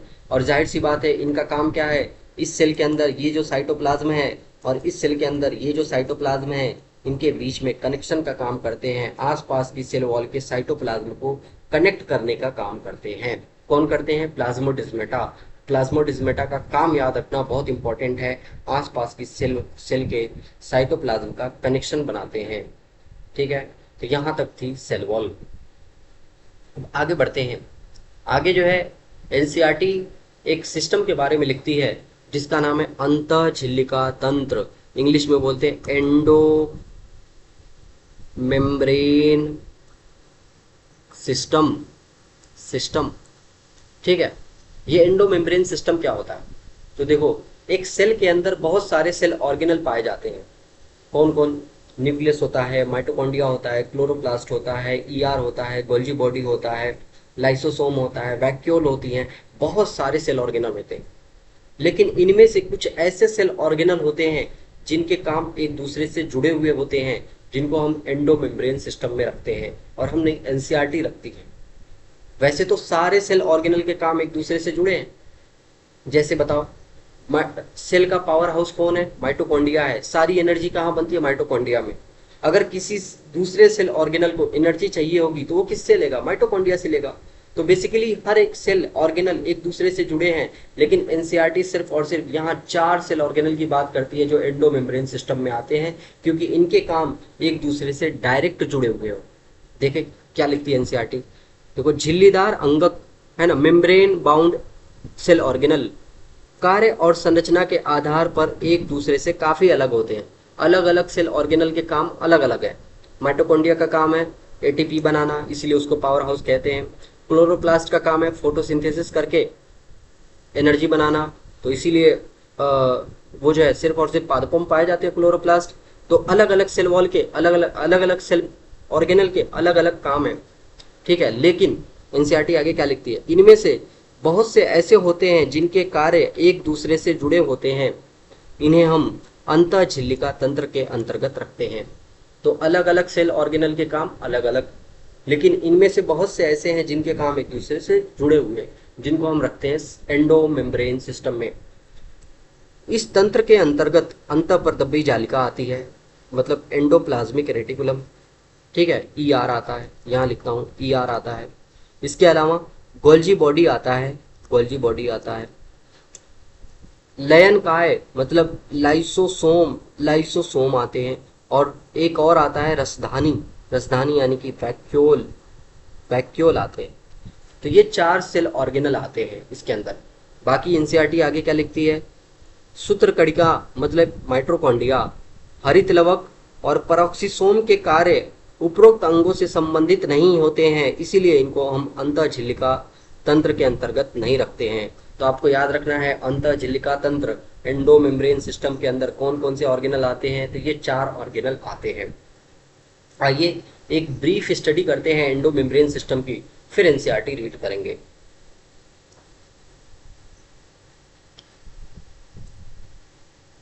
देखिए यहाँ पे मैंने एंडोमेम्ब्रेन सिस्टम लिख रखा है। एंडोमेम्ब्रेन सिस्टम में 4 सेल ऑर्गेनल आते हैं जिनके काम एक दूसरे से जुड़े हैं। Endoplasmic reticulum, Golgi bodies, lysosome और वैक्यूल। इसके अलावा माइटोकॉन्ड्रिया, क्लोरोप्लास्ट, प्रोक्सीसोम, इनके काम इनसे नहीं जुड़े हैं तो उनको अलग से रखते हैं। एनसीईआरटी ये बात लिखती है। अब कैसे जुड़े होते हैं वही चीज़ हमें देखनी है, तो हम इस डायग्राम के थ्रू इस चीज़ को देखने वाले हैं। ठीक है, ये डायग्राम 2 हिस्से में स्प्लिट हो गया है पेज की वजह से, कोई नहीं, इस डायग्राम को हम अच्छे से डिटेल से आओ देखते हैं। सबसे पहले देखो, हमने एक पूरी की सेल है, ये पूरी सेल है और इस सेल में ये न्यूक्लियस है, ये न्यूक्लियस है, केंद्रक है ये। अब इस केंद्रक के आसपास जो केंद्रक की जो मेम्ब्रेन होती है ना, न्यूक्लियर मेम्ब्रेन होती है, वो आगे की तरफ ऐसे एंडोप्लाज्मिक रेटिकुलम बना लेती है। अब अगर इस एंडोप्लाज्मिक रेटिकुलम के ऊपर राइबोसोम पाए जाते हैं, राइबोसोम छोटे छोटे, ये जो ग्रीन कलर के बन रखे हैं ये क्या है, राइबोसोम है। तो इस एंडोप्लाज्मिक रेटिकुलम को जिसके ऊपर राइबोसोम पाए जाते हैं उसको हम बोलते हैं रफ एंडोप्लाज्मिक रेटिकुलम, शॉर्ट में बोलते हैं RER। और इनका काम क्या होता है, राइबोसोम का मेन काम यही है, राइबोसोम प्रोटीन बनाने में सहायक होते हैं। तो रफ एंडोप्लाज्मिक रेटिकुलम का मेन काम क्या है, प्रोटीन बनाना। तो यहाँ पे देखो ये ब्लैक कलर से मैंने प्रोटीन बना रखी है, ये प्रोटीन बना रखी है ब्लैक कलर से, ठीक है। तो यहाँ प्रोटीन बनती है इस किसमें, रफ एंडोप्लाज्मिक रेटिकुलम में। अब ये जैसे ही प्रोटीन बन जाती है तो इस प्रोटीन को वेसाइकल में पैक करके बाहर भेज दिया जाता है। ये वेसाइकल में, पीली कलर की वेसाइकल में पैक किया है मैंने और इसको बाहर की तरफ दिखा दिया। तो ये वेसाइकल में पैक करके बाहर कर दिया जाता है, मतलब साइटोप्लाज्म में छोड़ दिया जाता है इसको। आगे एक एंडोप्लाज्मिक रेटिकुलम जिसके चारों तरफ राइबोसोम नहीं पाया जाता है उसको हम क्या बोलते हैं, चिकनी अंतःप्रदब्बी जालिका या फिर स्मूथ एंडोप्लाज्मिक रेटिकुलम। और इनका काम क्या होता है, इनका काम होता है लिपिड बनाना, लिपिड सिंथेसिस, ठीक है। तो स्मूथ एंडोप्लाज्मिक रेटिकुलम के अंदर लिपिड बनी और इसको जो है वेसाइकल में पैक करके साइटोप्लाज्म के अंदर छोड़ दिया गया। ये सब क्या है, ये सब साइटोप्लाज्म है, ठीक है, साइटोप्लाज्म। अब क्या हुआ, देखो ये जो लिपिड है ये प्रोटीन है, यहाँ पे ये प्रोटीन है और इधर क्या है, ये ब्लू कलर से लिपिड मैंने दिखा रखे, ये लिपिड है। अब ये प्रोटीन और लिपिड वेसाइकल में पैक होकर कहाँ जाते हैं, इस गोल्जी बॉडी के तरफ जाते हैं। किसके तरफ, गोल्जी बॉडी के तरफ। ये देखो ये मैंने गोल्जी बॉडी बना रखा है, 1 2 3, ये अलग अलग सिस्टर्नी है। एक गोल्जी बॉडी में अलग अलग संख्या में सिस्टर्नी हो सकती हैं। यहाँ पे मैंने 3 सिस्टर्नी आपको दिखा रखी है। ये एक सिस्टर्नी है, जैसे ये एक सिस्टर्नी है गोल्जी बॉडी की, ऐसे ही ये एक सिस्टर्नी है, ये एक सिस्टर्नी है। 3 अलग अलग सिस्टर्नी है और ये पूरी संरचना मिलकर एक साथ क्या बनाती है, गोल्जी बॉडी बनाती है, जिसको मैंने GB से लिख रखा है। अब क्या होता है, ये वेसाइकल जिसमें प्रोटीन पैक है और जिसमें लिपिड पैक है, ये जाती हैं गोल्जी बॉडी की तरफ। और गोल्जी बॉडी के किस हिस्से की तरफ जाती हैं, तो वो हिस्सा जो न्यूक्लियस के तरफ होता है उस हिस्से की तरफ जाती है। जाहिर सी बात है, गोल्जी बॉडी का जो हिस्सा न्यूक्लियस की तरफ होगा सबसे पहले वो यहीं पहुंचेंगी। और ये हिस्सा कौन है गोल्जी बॉडी का, ये वाला हिस्सा, ये वाला हिस्सा न्यूक्लियस की तरफ है, ये वाला हिस्सा। इस हिस्से का नाम क्या है, इस हिस्से को हम 3 अलग अलग नाम लिख सकते हैं। इसका सिस फेस बोल सकते हैं इसको, या फिर इसको फॉर्मिंग फेस, निर्माणकारी सतह बोल सकते हैं, या फिर इसको हम कॉन्वेक्स फेस बोल सकते हैं। कॉन्वेक्स मतलब उभरा हुआ फेस बोल सकते हैं, ठीक है। तो यहाँ पे जाके ये फ्यूज होती है वेसाइकल और फ्यूज होके अंदर की तरफ प्रोटीन और लिपिड को निकाल देती हैं। तो अंदर की तरफ ये प्रोटीन और लिपिड यहाँ पे फ्यूज होकर अंदर की तरफ, देखो ये ब्लू कलर से ये प्रोटीन है और ये रेड कलर से, सॉरी ब्लू कलर से वो लिपिड थी और ये ब्लैक कलर से प्रोटीन है, ये अंदर की तरफ रिलीज कर देती हैं। अब क्या होता है, यहाँ गोल्जी बॉडी के अंदर ग्लाइकोसाइलेशन का प्रोसेस होता है। और ग्लाइकोसाइलेशन क्या होता है, ग्लाइकोसाइलेशन का मतलब होता है ग्लूकोज का, सॉरी कार्बोहाइड्रेट का जुड़ना, कार्बोहाइड्रेट का जुड़ना, यही कहलाता है ग्लाइकोसाइलेशन। और कार्बोहाइड्रेट के लिए हम कौन सा टर्म यूज करते हैं, ग्लाइको टर्म यूज करते हैं। तो यहाँ पे जो प्रोटीन थी उससे ये रेड कलर का देखो ये शुगर ऐड किया गया, मतलब कार्बोहाइड्रेट ऐड किया गया, और लिपिड के साथ भी यहाँ पे शुगर या फिर कार्बोहाइड्रेट ऐड किया गया। तो इनके लिए टर्म क्या यूज किया जाता है, ग्लाइको। अब बताओ, प्रोटीन के साथ कार्बोहाइड्रेट अटैच हुआ है तो क्या उसको बोल देंगे, ग्लाइको प्रोटीन बोल देंगे। और अगर लिपिड के साथ कार्बोहाइड्रेट अटैच हो गया तो लिपिड प्लस कार्बोहाइड्रेट, कार्बोहाइड्रेट के लिए ग्लाइको टर्म यूज करते हैं तो उसको हम क्या लिख देंगे, ग्लाइकोलिपिड। तो lipid plus carbohydrate glycolipid, lipid plus protein क्या होगा, ग्लाइकोप्रोटीन होगा। तो बताओ लिपिड कहाँ बना था, स्मूथ एंडोप्लाज्मिक रेटिकुलम में, प्रोटीन कहाँ बनी थी, रफ एंडोप्लाज्मिक रेटिकुलम में, और ये गोल्जी बॉडी की तरफ भेजे गए। और गोल्जी बॉडी ने इनके चारों तरफ क्या लगा, इनसे किसको अटैच कर दिया, इनसे कार्बोहाइड्रेट को अटैच कर दिया, शुगर को अटैच कर दिया, जिससे ये किस में बदल गया, इनका हो गया ग्लाइकोसाइलेशन, और प्रोटीन बदल गई ग्लाइकोप्रोटीन में, और लिपिड बदल गया ग्लाइकोलिपिड में। तो बहुत फेमस क्वेश्चन, ग्लाइकोलिपिड और ग्लाइकोप्रोटीन कहाँ बनते हैं, तो गोल्जी बॉडी के अंदर बनते हैं ये। ठीक है, तो हम देख रहे हैं एंडोप्लाज्मिक रेटिकुलम का जो काम है वो किससे मिल रहा है, वो गोल्जी बॉडी से मिल रहा है। अब आगे क्या होगा, आगे देखो, जैसे ही ये ग्लाइकोलिपिड और ग्लाइकोप्रोटीन बन जाते हैं, अब ये किस तरफ गति करते हैं, ये जो है दूसरे जो गोल्जी बॉडी का जो दूसरा वाला हिस्सा है, दूसरा वाला फेस है जो केंद्रक से दूर की तरफ है, उस तरफ गति करते हैं, और वहां से इनको वेसाइकल में पैक करके बाहर निकाल दिया जाता है। तो उस हिस्से को हम क्या बोलते हैं, इस सतह को, ये जो केंद्रक से दूर की तरफ है इस सतह को हम क्या बोलते हैं, तो इस सतह के भी तीन नाम है। इसको हमने सिस बोला था तो इसको हम ट्रांस बोल देंगे, सिस और ट्रांस। तो एक सिस है तो दूसरा ट्रांस है। यहाँ पे फॉर्मिंग निर्माणकारी सतह थी, और यहाँ पे क्या है, इसको हम बोलेंगे मेच्योरिंग फेज। ये जो है परिपक्व परिपक्व फेस होती है, मेच्योरिंग फेस होती है। ये कॉन्वेक्स होती है, उभरी हुई होती है। तो ये फेस जो है आगे से देख लो हल्की सी धसी हुई है, तो इसको हम बोलते हैं कॉनकेव फेस। तो तीन नाम इसके भी, ट्रांस, मैच्योरिंग या फिर कॉनकेव फेस बोलते हैं इसको। ठीक है, इस तरीके से ग्लाइकोप्रोटीन और ग्लाइकोलिपिड बन जाते हैं। अब जरूरत के हिसाब से या तो इनको सेल के अंदर जरूरत होगी तो अंदर की तरफ भेज दिया जाएगा, या फिर सेल के बाहर जरूरत होगी तो इनको सेल के बाहर भेज दिया जाएगा। और किसी भी यूजफुल मटेरियल का सेल से बाहर जाना, इस प्रोसेस को हम क्या बोलते हैं, हाँ सिक्रीशन, अभी आया थोड़ी देर पहले सेल मेम्ब्रेन वाले टॉपिक में। ठीक है, तो ये हुआ। अब आगे देखो, इससे जो है वैक्यूल भी जुड़ी हुई है। ठीक है, कोई चीज अगर व्यर्थ हो जाती है, जिसको हम वैक्यूल को हम डस्टबिन भी बोल सकते हैं सेल वॉल का, तो अगर ये चीज बेकार होंगी कोई भी चीज, तो कहाँ चली जाएंगी, वैक्यूल में चली जाती हैं। उस सर्जी पदार्थ कहाँ चले जाते हैं, वैक्यूल में चले जाते हैं। इसके अलावा जो लाइसोसोम है, जो चौथा सेल ऑर्गेनल है लाइसोसोम, जो एंडो मेम्ब्रेन सिस्टम में आता है, उसका निर्माण कौन करता है, यही गोल्जी बॉडी करता है, संवेष्टन विधि द्वारा करता है। एनसीईआरटी आगे लिखेगी, संवेष्टन विधि द्वारा कौन करता है, यही गोल्जी बॉडी करती है। ठीक है, तो हम देख रहे हैं कि चारों सेल ऑर्गेनल के काम एक दूसरे से जुड़े हुए हैं, चाहे एंडोप्लाज्मिक रेटिकुलम हो, चाहे गोल्जी बॉडी हो, चाहे लाइसोसोम हो, चाहे वैक्यूल हो। इसीलिए इनको एनसीईआरटी जो है एंडो मेम्ब्रेन सिस्टम के अंतर्गत रखती है। तो आइए एक एक सेल ऑर्गेनल को पढ़ना शुरू करते हैं। हमने एक समरी देख ली है सबकी, एक एक सेल ऑर्गेनल को पढ़ना शुरू करते हैं। सबसे पहले एनसीईआरटी पढ़ाती है एंडोप्लाज्मिक रेटिकुलम के बारे में। आइए, क्या है एंडोप्लाज्मिक रेटिकुलम।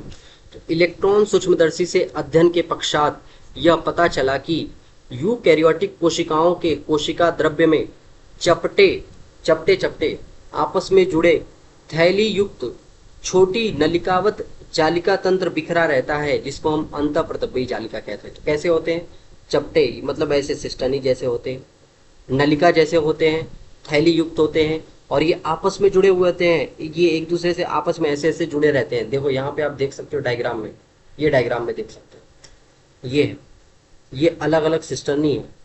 ये सिस्टनी एक है, ये देखो दूसरी सिस्टनी से जुड़ी हुई। ठीक है, ऐसे ये सिस्टनी देखो, ये दूसरी सिस्टनी से जुड़ी हुई। ठीक है, ये सिस्टनी देखो, ये दूसरी सिस्टनी से जुड़ी हुई। तो इस तरीके से चपटी चपटी संरचनाएं होती हैं जो थैली जैसी होती हैं और आपस में जुड़ी हुई होती हैं, जिसे हम क्या बोलते हैं, एंडोप्लाज्मिक रेटिकुलम, और जालिका के रूप में बिखरी हुई होती हैं, जिसे हम बोलते हैं एंडोप्लाज्मिक रेटिकुलम। तो ये है पूरा का पूरा एंडोप्लाज्मिक रेटिकुलम जो आपको बना के दिखाया गया है चित्र 8.5 में। ठीक है, प्राय राइबोसोम अंतःप्रदब्बयी जालिका के बाहरी सतह पर चिपके रहते हैं। और बताओ, जिसके बाहरी सतह पर राइबोसोम चिपका होगा उसे हम क्या बोलेंगे? हाँ, जिस अंतःप्रदब्बयी जालिका के बाहरी सतह पर राइबोसोम मिलते हैं उन्हें हम खुरदुरी अंतःप्रदब्बयी जालिका बोलते हैं, रफ एंडोप्लाज्मिक रेटिकुलम बोलते हैं। और जहां राइबोसोम अनुपस्थित होगा उसको हम क्या बोलेंगे? उस अंतःप्रदब्बयी जालिका को चिकनी, वो चिकनी लगती है, चिकनी चिकनी लगती है, खुरदुरी नहीं लगती है, इसीलिए उसको हम चिकनी अंतःप्रदब्बयी जालिका, स्मूथ एंडोप्लाज्मिक रेटिकुलम बोलते हैं, एस ई आर बोलते हैं। ठीक है, देखो है यहाँ पे दोनों तरीके की आपको ई आर बना के दी गई है। सबसे पहले देखो, सबसे पहले एक ई आर देखो यहाँ पे, इस ई आर को देखो, ये जो चपटी चपटी हैं, ये जो यहाँ तक है पूरा, इस यार में देखो, इनके इनके ऊपर राइबोसोम, ये छोटे छोटे जो हैं ये क्या हैं? ये राइबोसोम है। ठीक है, एटीएस राइबोसोम ये होते हैं, एटीएस। ठीक है, ये राइबोसोम पाया जाता है। कैसे पाए जाते हैं? एटीएस। तो इस वजह से ये खुरदुरी लगती हैं और इनको हम खुरदुरी अंतःप्रदब्बयी जालिका बोलते हैं, रफ एंडोप्लाज्मिक रेटिकुलम बोलते हैं। और जिस, ये देखो यहाँ पे ट्यूब्यूल्स के शेप में, ये चपटी नहीं होती, ट्यूब्यूल के शेप में होती है, ट्यूब्यूल के जैसी लंबी लंबी ट्यूब जैसी होती हैं। और इनके चारों तरफ कोई भी राइबोसोम, यहाँ से यहाँ तक कोई भी राइबोसोम देखो नहीं पाया जा रहा है, कोई भी राइबोसोम इनके आसपास नहीं पाया जा रहा है। तो इनको हम क्या बोलेंगे? ये दिखने में चिकनी लगती हैं, चिकनी कैसी लगती हैं? चिकनी। तो इसीलिए इनको हम चिकनी अंतःप्रदब्बयी जालिका बोलते हैं, स्मूथ एंडोप्लाज्मिक रेटिकुलम बोलते हैं। ठीक है, अगर हम इंग्लिश की एनसीईआरटी देखते तो इंग्लिश की एनसीईआरटी में थोड़ा और लिख रखा है यहाँ पे डायग्राम में, वो क्या?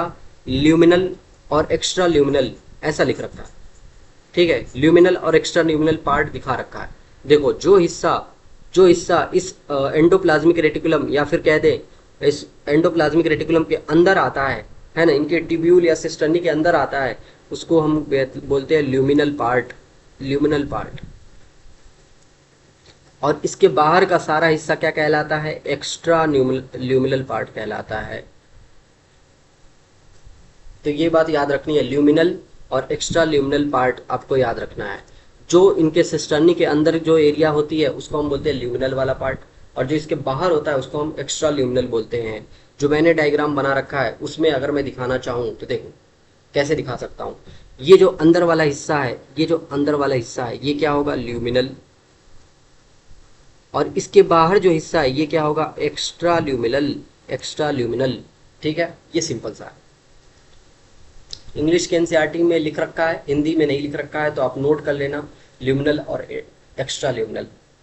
आगे, जो कोशिकाएं प्रोटीन संश्लेषण और श्रवण में सक्रिय भाग लेती हैं उनमें खुरदुरी अंतःप्रदब्बयी जालिका बहुतायत से मिलती है। जो भी सेल प्रोटीन बनाने में भाग लेंगे, जाहिर सी बात है, रफ एंडोप्लाज्मिक रेटिकुलम, बताओ इनकी सरफेस के ऊपर क्या पाया जाता है? राइबोसोम पाया जाता है। और राइबोसोम का काम क्या होता है? Protein synthesis.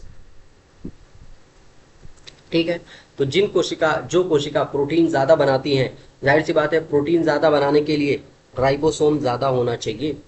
राइबोसोम ज्यादा होने के लिए, राइबोसोम बताओ कहाँ पाया जाता है? रफ एंडोप्लाज्मिक रेटिकुलम की सरफेस के ऊपर पाया जाता है। तो ये रफ एंडोप्लाज्मिक रेटिकुलम बहुतायत में होंगी, बहुत फैली हुई संरचना के रूप में हमें देखने को मिलेंगी, और ये काफ़ी फैली हुई संरचना में हमें देखने को मिलती हैं। और केंद्रक से लिख सकते हैं, केंद्रक से बाह्य झिल्लिका तक फैली रहती है। मतलब कितना फैली रहती हैं? तो मान लो ये एक सेल बना दी मैंने, ये एक सेल बना दी और इसका ये न्यूक्लियस वाला हिस्सा बना दिया। अब यहाँ से एंडोप्लाज्मिक रेटिकुलम ये शुरू हो रही है, तो ये पूरा का पूरा है ना, सेल मेम्ब्रेन तक बिखरी हुई रहती है, सेल मेम्ब्रेन तक ऐसे बिखरी हुई पाई जाती है, जिसमें ज़्यादा प्रोटीन बनती है जो जिस सेल में। तो एनसीईआरटी ये लिखना चाहती है, कहाँ से? न्यूक्लियस से लेकर ये जो सेल मेम्ब्रेन है वहाँ तक फैली हुई संरचना के रूप में कौन मिलती है? ये रफ एंडोप्लाज्मिक रेटिकुलम। किन कोशिकाओं में? जिन कोशिकाओं का काम प्रोटीन बनाना होता है उन कोशिकाओं में। आगे, स्मूथ एंडोप्लाज्मिक रेटिकुलम के बारे में लिखती है एनसीईआरटी की, चिकनी अंतःप्रदब्बयी जालिका प्राणियों में, मतलब एनिमल्स में लिपिड संश्लेषण के मुख्य स्थल होते हैं। किसमें? एनिमल्स के अंदर लिपिड बनाने के काम में आते हैं। और साथ ही साथ लिपिड की भांति स्टेरॉयडल हार्मोन्स चिकनी अंतःप्रदब्बयी जालिका में बनते हैं। तो जो स्मूथ एंडोप्लाज्मिक रेटिकुलम है उसके दो काम है, एक काम क्या है आपका लिपिड लिपिड सिंथेसिस, और दूसरा काम क्या है स्टेरॉइडल स्टेरॉइडल हार्मोन। ठीक है, जब हम हार्मोन वाला चैप्टर पढ़ेंगे तो वहाँ हम देख लेंगे कौन कौन से हार्मोन स्टेरॉइडल हैं। तो ये सब कहाँ बनते हैं, स्मूथ एंडोप्लाज्मिक रेटिकुलम में बनते हैं। ठीक है, याद रखना अच्छे से। रफ एंडोप्लाज्मिक रेटिकुलम में प्रोटीन बनता है और स्मूथ एंडोप्लाज्मिक रेटिकुलम में लिपिड बनता है और साथ ही साथ स्टेरॉइडल हार्मोन बनता है, याद रखना इस बात पे। आगे दूसरा ऑर्गेनल कौन है, गोल्जी बॉडी। ज्यादातर चीजें पढ़ चुके हैं, सीधे सीधे रिवाइज करते हैं। देखो गोल्जी बॉडी की खोज किसने की थी, कैमिलो गोल्जी नाम के साइंटिस्ट ने की थी 1898 में, और इसी आधार पे इनका नाम क्या पड़ गया, गोल्जी उपकरण या फिर गोल्जी बॉडी, गोल्जी एपरेटस। ठीक है, या फिर गोल्जी बॉडी, कुछ भी बोल दो। तो कैमिलो गोल्जी ने पहली बार केंद्रक के पास ध्वनि रंजित जालिकावत संरचना तंत्रिका कोशिका में देखी। कौन सी कोशिका में, नर्व सेल के अंदर तंत्रिका कोशिका में केंद्रक के पास एक घनी संरचना देखी, जालिकावत संरचना देखी, जिसको इन्होंने क्या कहा, गोल्जी बॉडी नाम दिया, जिन्हें बाद में इनके नाम पर गोल्जी काय या फिर गोल्जी बॉडी कहा गया। चित्र 8.6, देखो 8.6 यहाँ पे है, ये रहा। देखो ये न्यूक्लियस के पास पाई जाती हैं, कौन, ये गोल्जी बॉडी। और कैसी होती हैं, बिल्कुल देखो ये जालिकावत होती हैं, ये अलग अलग सिस्टर्नी बनी हुई, ये छोटी सी ये क्या बनी है, सिस्टर्नी, सिस्टर्नी बनी है। जैसे मैं पूछूं ये क्या है तो सिस्टर्नी है, ये एक अलग सिस्टर्नी है, ये अलग सिस्टर्नी है, ये अलग सिस्टर्नी है। तो एक गोल्जी बॉडी के अंदर अलग अलग नंबर में सिस्टर्नी हो सकती हैं। तो ये केंद्रक के आसपास होती हैं, घनी होती हैं, रंजित होती हैं। ठीक है, जालिकावत होती है, ये सारी इनकी प्रॉपर्टीज है। आओ आगे। यह बहुत सारी चपटी डिस्क आकार की थैली या कुंड से मिलकर बनी होती हैं। ठीक है, उन्हीं सिस्टर्नी की बात कर रहा है, जो कैसी होती है, थैली जैसी होती है, चपटी होती हैं, जिनका व्यास है ना, याद करने की कोई चीज है नहीं, एनसीईआरटी में लिखा है तो पढ़ लो। व्यास कितना होता है, 0.5 माइक्रोमीटर और से 1 माइक्रोमीटर तक हो सकता है। किसका, इन्हीं डिस्क का व्यास कितना हो सकता है, 0.5 से 1 माइक्रोमीटर। मतलब ये जो इनका व्यास है, ये जो इनका व्यास है, ये यही व्यास है इनका। कितना तक हो सकता है, देखो किसी में कम है, किसी में ज़्यादा है, तो 0.1 से लेकर 0.1 तक हो सकता है। ठीक है, कहाँ से कहाँ तक हो सकता है इनका, 0.5 से लेकर मतलब आधा माइक्रोमीटर से लेकर 1 माइक्रोमीटर तक हो सकता है। ये एक दूसरे से समांतर ढेरों के रूप में मिलते हैं, जिसे हम जालिकाएं कहते हैं। भाई गोल्जी बॉडी समांतर ढेर के रूप में मिलते हैं। गोल्जी काय में कुंडों की संख्या अलग अलग हो सकती है, मतलब जो सिस्टर्नी है उनकी संख्या अलग अलग हो सकती है, किसी में 3 हो सकती है, किसी में 4, किसी में 5, किसी में 6, अलग अलग हो सकती है। आगे वो जो अलग अलग मैंने नाम बताए थे वो आ रहा है अब। गोल्जी कुंड केंद्रक के पास संकेंद्रित व्यवस्थित होते हैं, मतलब ये न्यूक्लियस के पास पाए जाते हैं, जिसमें निर्माणकारी सतह मतलब वही फॉर्मिंग फेस, जिसको हम क्या बोलते हैं, सिस फेस बोलते हैं, या फिर एक और नाम देते हैं निर्माणकारी सतह को। देखो 3 नाम दिए थे मैंने, एक था सिस फेस, देखो ये जो केंद्रक के पास होती है उस संरचना को हम क्या बोलते हैं, ये रहा न्यूक्लियस, ये रहा न्यूक्लियस, और न्यूक्लियस के पास जो ये संरचना है, जो इसका जो सिस्टर्नी होती है, इस वाले हिस्से को हम क्या बोलते हैं, सिस फेस बोलते हैं, फॉर्मिंग फेस बोलते हैं, या फिर कॉन्वेक्स फेस बोलते हैं। इसी को एनसीईआरटी देखो शुद्ध हिंदी में लिखती है, निर्माणकारी सतह वही फॉर्मिंग फेस, और उन्नतोत्तर मतलब कॉन्वेक्स है ना, साथ ही साथ इसको सिस भी बोल सकते हैं। इसके अलावा जो केंद्रक से दूर होता है उसको हम क्या बोलते हैं, देखो उसको हमने क्या बोला था, ट्रांस फेस बोला था, मेचुरिंग मतलब परिपक्व फेस, और कॉनकेव फेस बोला है। देखो एनसीईआरटी हिंदी में लिखती है परिपक्व सतह वही मेचुरिंग फेस है ना, उत्तलावतल है ना, उत्तलावतल वही कॉनकेव, और कैसी होती है, ट्रांस होती है, ट्रांस होती है। तो ये 3 चीजें, 3 नाम है, तीनों नाम याद रखना है ना, एक सतह के 3 नाम, तीनों नाम आपको पता होना चाहिए। आगे अंगक सिस व ट्रांस सतह पूर्णतः अलग होती हैं, लेकिन ये आपस में जुड़ी होती हैं। जाहिर सी बात है, देखो यहाँ पे जो सिस और ट्रांस है वो कितना अलग है एक दूसरे से। सिस जो है केंद्रक के पास है और ट्रांस जो है केंद्रक से दूर है, केंद्रक से बिल्कुल दूरी पे है और ये केंद्रक के बिल्कुल पास में है। ठीक है, लेकिन इनके काम एक दूसरे से जुड़े हुए हैं। बताओ, कोई भी वैक्यूल आके जब जुड़ती थी यहाँ पे, ठीक है, तो उसको आगे ट्रांसफर किया जाता था, कहाँ, ट्रांसफेस की तरफ। ठीक है, तो सिस की तरफ कोई चीज जुड़ती है और उसको ट्रांस की तरफ भेजा जाता है, तो इसीलिए सिस को हम फॉर्मिंग फेस बोलते हैं और ट्रांस को हम मैच्योरिंग फेस बोलते हैं। ठीक है, आगे, गोल्जी काय का मुख्य कार्य द्रव्य को संवेष्टित कर अंतर कोशिकीय लक्ष्य तक पहुंचाना या कोशिका के बाहर श्रवण करना होता है। वही बात देखो, यहाँ पे गोल्जी बॉडी का मेन काम लिखा हुआ है। क्या मेन काम है? किसी भी मटेरियल को पैक करके, संवेष्टित करके, द्रव्य को संवेष्टित कर, इसका मतलब क्या है? किसी मटेरियल को पैक करके, कौन से मटेरियल, जैसे प्रोटीन आई थी तो उससे ग्लाइकोप्रोटीन बनाया, लिपिड आई थी तो उससे ग्लाइकोलिपिड बनाया, अब इसको पैक कर दिया। अब पैक करके इसको कहाँ पहुंचा सकता है?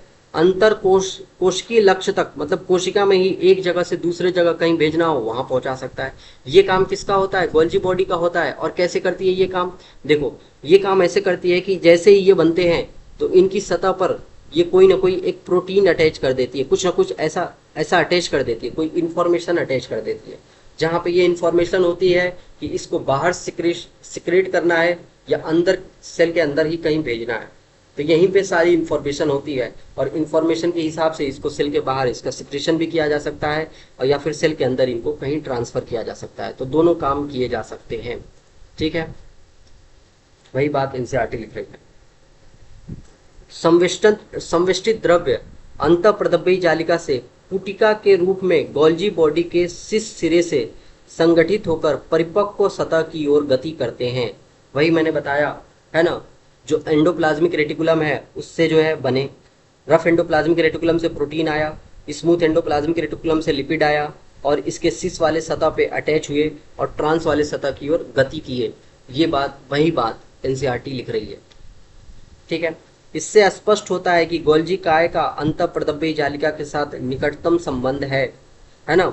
अंतःप्रदब्बी जालिका पर उपस्थित राइबोसोम द्वारा प्रोटीन का संश्लेषण होता है ना, जो गोल्जी काय के ट्रांस सिरे से निकलने के पूर्व कुंड के रूप में रूपांतरित हो जाता है। तो जो रफ एंडोप्लाज्मिक रेटिकुलम होती है उसमें क्या बनती है? प्रोटीन बनती है। और जैसे ही वो गोल्जी बॉडी को क्रॉस करती है, बताओ, प्रोटीन से वो क्या बन जाती है? ग्लाइकोप्रोटीन बन जाती है ना, उसमें कार्बोहाइड्रेट जोड़ दिया जाता है। जो स्मूथ एंडोप्लाज्मिक रेटिकुलम है उसमें क्या बनती है? लिपिड बनती है। और जैसे ही वो गोल्जी बॉडी को क्रॉस करती है, बताओ, गोल्जी बॉडी को क्रॉस करती है, किस में बदल जाती है? ग्लाइकोलिपिड में बदल जाती है, ग्लाइकोलिपिड में। वही बात लिख रही है यहाँ पे, देखो। तो गोल्जी बॉडी का काम क्या हुआ? ग्लाइकोप्रोटीन बनाना और ग्लाइकोलिपिड बनाना। तो गोल्जी बॉडी ग्लाइकोप्रोटीन और ग्लाइकोलिपिड निर्माण का मुख्य स्थल है, मेन प्लेस है किसका? ग्लाइकोप्रोटीन और ग्लाइकोलिपिड बनाने का। आगे लाइसोसोम की बात हो रही है।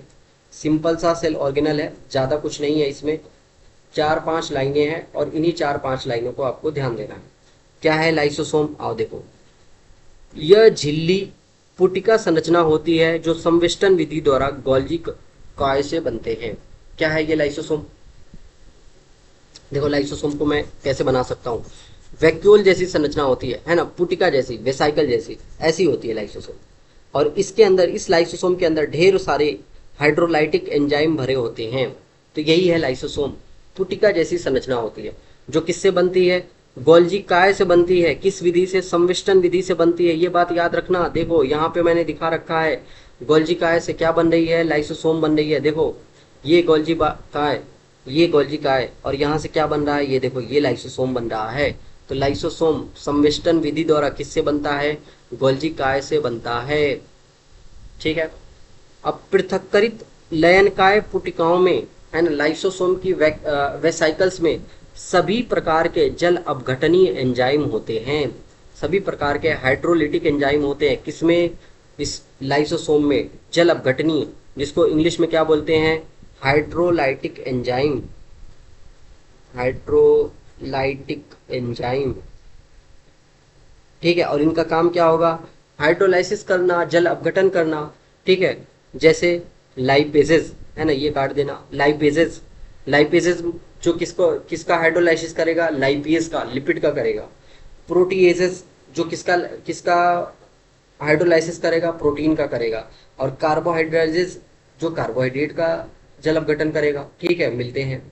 और ये किस परिस्थिति में अच्छे से काम करते हैं, तो एनसीईआरटी आगे लिखती है जो अम्लीय परिस्थितियों में सर्वाधिक सक्रिय होते हैं। कौन? ये सारे जितने सारे यहाँ पे जल अपघटनीय एंजाइम है, हाइड्रोलिटिक एंजाइम है, वो किन परिस्थितियों में अच्छे से काम करते हैं, तो एसिडिक पीएच पे अच्छे से काम करते हैं।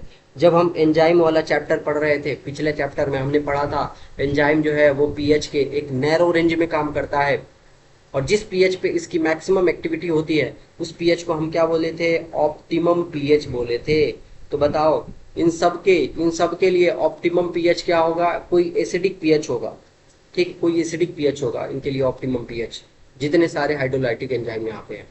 अब ये एंजाइम बताओ किसका किसका पाचन कर सकते हैं, तो मैंने साथ में ही बता दिया किसका किसका ये पाचन कर सकते हैं। तो कार्बोहाइड्रेजेस किसका पाचन करेगा? कार्बोहाइड्रेट का।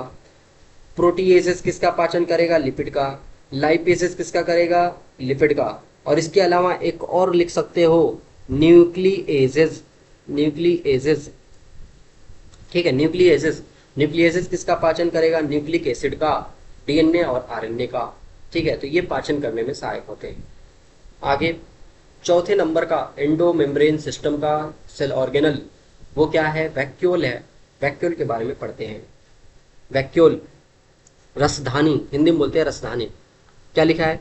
कोशिका द्रव्य में झिल्ली द्वारा घिरी जगह को हम रसधानी बोलते हैं, वैक्यूल बोलते हैं। एनसीईआरटी लिखती है जो सेल साइटोप्लाज्म है उसमें झिल्ली के द्वारा घिरी हुई जगह को हम क्या बोलते हैं? वैक्यूल बोलते हैं। क्या है मतलब इसका? जैसे देखो ये बड़ी सी पादप कोशिकाओं में पाई जाती है वैक्यूल, तो मैं एक पादप कोशिका बना दिया, उसके चारों तरफ ये सेल वॉल बना दिया। ठीक है, तो ये सेल वॉल बना दिया, ये मैंने सेल मेम्ब्रेन बना दिया। अब इसके अंदर बहुत सारे सेल ऑर्गेनल तो मिलते ही हैं, साथ ही एक बड़ी सी वैक्यूल देखने को मिलती है ना? यही है क्या? रसधानी। रसधानी या फिर वैक्यूल। ठीक है, अब इसमें क्या होता है? इसमें पानी होता है, रस होता है, रस का मतलब सैप, पानी H2O। उत्सर्जित पदार्थ होते हैं, एक्सक्रेटरी मटेरियल होते हैं, जो सेल के लिए ज़रूरी नहीं होते हैं वो मटेरियल होते हैं। इसके अलावा अन्य उत्पाद जो कोशिका के लिए उपयोगी नहीं होते हैं वो सब यहीं पे मिलते हैं। पानी मिलता है, रस मिलता है, उत्सर्जित पदार्थ, और वे सारे पदार्थ जो कोशिका के लिए ज़रूरी नहीं है वो सब कहाँ मिलते हैं? वैक्यूल के अंदर, रसधानी के अंदर मिलते हैं। तो जाहिर सी बात है ये बहुत ज़्यादा ज़्यादा होंगे, तो इसीलिए वैक्यूल की साइज भी बहुत बड़ी होती है इतनी सारी चीज़ों को रखने के लिए। ठीक है, तो रसधानी जो है वो एकल झिल्ली से, एक सिंगल मेम्ब्रेन से घिरी होती है, और उस सिंगल मेम्ब्रेन को हम क्या बोलते हैं? टोनोप्लास्ट बोलते हैं। एग्जाम में आया हुआ सवाल, ये जो सिंगल मेम्ब्रेन है इसको हम क्या बोलते हैं? टोनोप्लास्ट बोलते हैं। रसधानी की मेम्ब्रेन को, वैक्यूल की मेम्ब्रेन को हम बोलते हैं टोनोप्लास्ट। आगे पादप कोशिकाओं में यह कोशिका का 90% स्थान घेरती है, 90%, है ना? प्लांट सेल में कोशिका का लगभग 90% स्थान कौन घेर लेती है? वैक्यूल घेरती है। तो याद रखना है, दोनों डेटा याद रखना है, 90% घेरती है। इसकी झिल्ली को क्या बोलते हैं? हम टोनोप्लास्ट बोलते हैं। इसके अंदर क्या पाया जाता है? पानी, रस, उत्सर्जित पदार्थ और अन्य पदार्थ जो कोशिका के लिए उपयोगी नहीं होते हैं, ये पाए जाते हैं। एक एक लाइन अच्छे से क्लियर होनी चाहिए।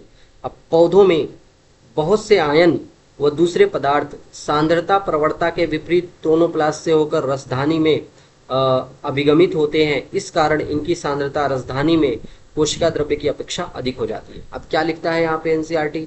एनसीईआरटी लिख रही है कि जो बहुत सारे ऐसी चीजें होती हैं, है ना, जो सांद्रता प्रवणता के विपरीत, मतलब इस रसधानी में आपको जाहिर सी बात है उत्सर्जित पदार्थ बहुत ज़्यादा है, ये अधिक कंसंट्रेशन में है, बहुत सारी चीज़ें बहुत ज़्यादा कंसंट्रेशन में है, वो सेल के अंदर उतनी कंसंट्रेशन में नहीं होती।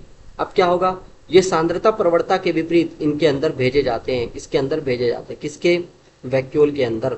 जैसे उत्सर्जित पदार्थ कहाँ ज़्यादा होंगे? इस वैक्यूल के अंदर उत्सर्जित पदार्थ ज़्यादा होंगे सेल मेम्ब्रेन के कंपेयर में। तो फिर से सेल के अंदर जब एक्सक्रेटरी मटेरियल उत्सर्जित पदार्थ फिर से बनेगा, तो बताओ उसको सांद्रता प्रवणता के विपरीत ही तो इस वैक्यूल में भेजना पड़ेगा, और इसके लिए हमें किसकी जरूरत पड़ेगी? एनर्जी की जरूरत पड़ेगी, क्योंकि जब भी ट्रांसपोर्ट सांद्रता प्रवणता के विपरीत होता है तो उसको हम क्या बोलते हैं? एक्टिव ट्रांसपोर्ट बोलते हैं। Active transport. तो ये किस तरीके का ट्रांसपोर्ट है? एक्टिव ट्रांसपोर्ट है, जिसमें हमें एटीपी देने की जरूरत पड़ेगी। ठीक है। तो इसीलिए एक्टिव ट्रांसपोर्ट की वजह से इनकी मात्रा जो है रसधानी के अंदर बहुत ज़्यादा हो जाती है, किसके कंपेयर में, कोशिका द्रव्य के कंपेयर में। ठीक है। आगे कुछ रसधानी के नाम लिखे हैं जो आपको अच्छे से याद रखने हैं, जैसे अमीबा में संकुचनशील रसधानी उत्सर्जन के लिए महत्वपूर्ण होती है। अब जो अमीबा होती है उसमें कॉन्ट्रेक्टाइल वैक्यूल पाई जाती है। अमीबा सबको पता है एक प्रोटोजोआ है, इसके अंदर जो है कॉन्ट्रेक्टाइल, ऐसी मान लो कॉन्ट्रैक्ट करने वाली वैक्यूल पाई जाएगी। ठीक है, कॉन्ट्रैक्ट कर सकती है, फूल सकती है ना, संकुचनशील, शेप को बदल सकती है, ऐसी राजधानी पाई जाएगी। और इसका काम क्या होगा, उत्सर्जन करना होगा। ठीक है।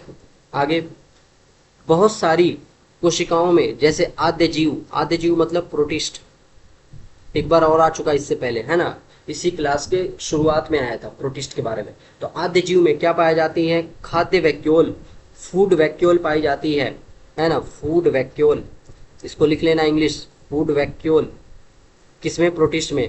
और ये क्या है, कॉन्ट्रैक्टाइल वैक्यूल, कॉन्ट्रैक्टाइल वैक्यूल किसमें है, ये अमीबा में। कॉन्ट्रैक्टाइल वैक्यूल का काम क्या है, उत्सर्जन करना। और खाद्य वैक्यूल, नाम से ही पता चल रहा है, ये खाद्य पदार्थों को निगलने में सहायक होती है, मतलब खाने पीने में सहायक होती है। कौन, फूड वैक्यूल। तो फूड वैक्यूल प्रोटिस्ट में पाई जाती है और खाद्य पदार्थों को निगलने में सहायक होती है। और जो कॉन्ट्रैक्टाइल वैक्यूल होती है वो कहाँ पाई जाती है, अमीबा में पाई जाती है, और ये उत्सर्जन में सहायक होती है।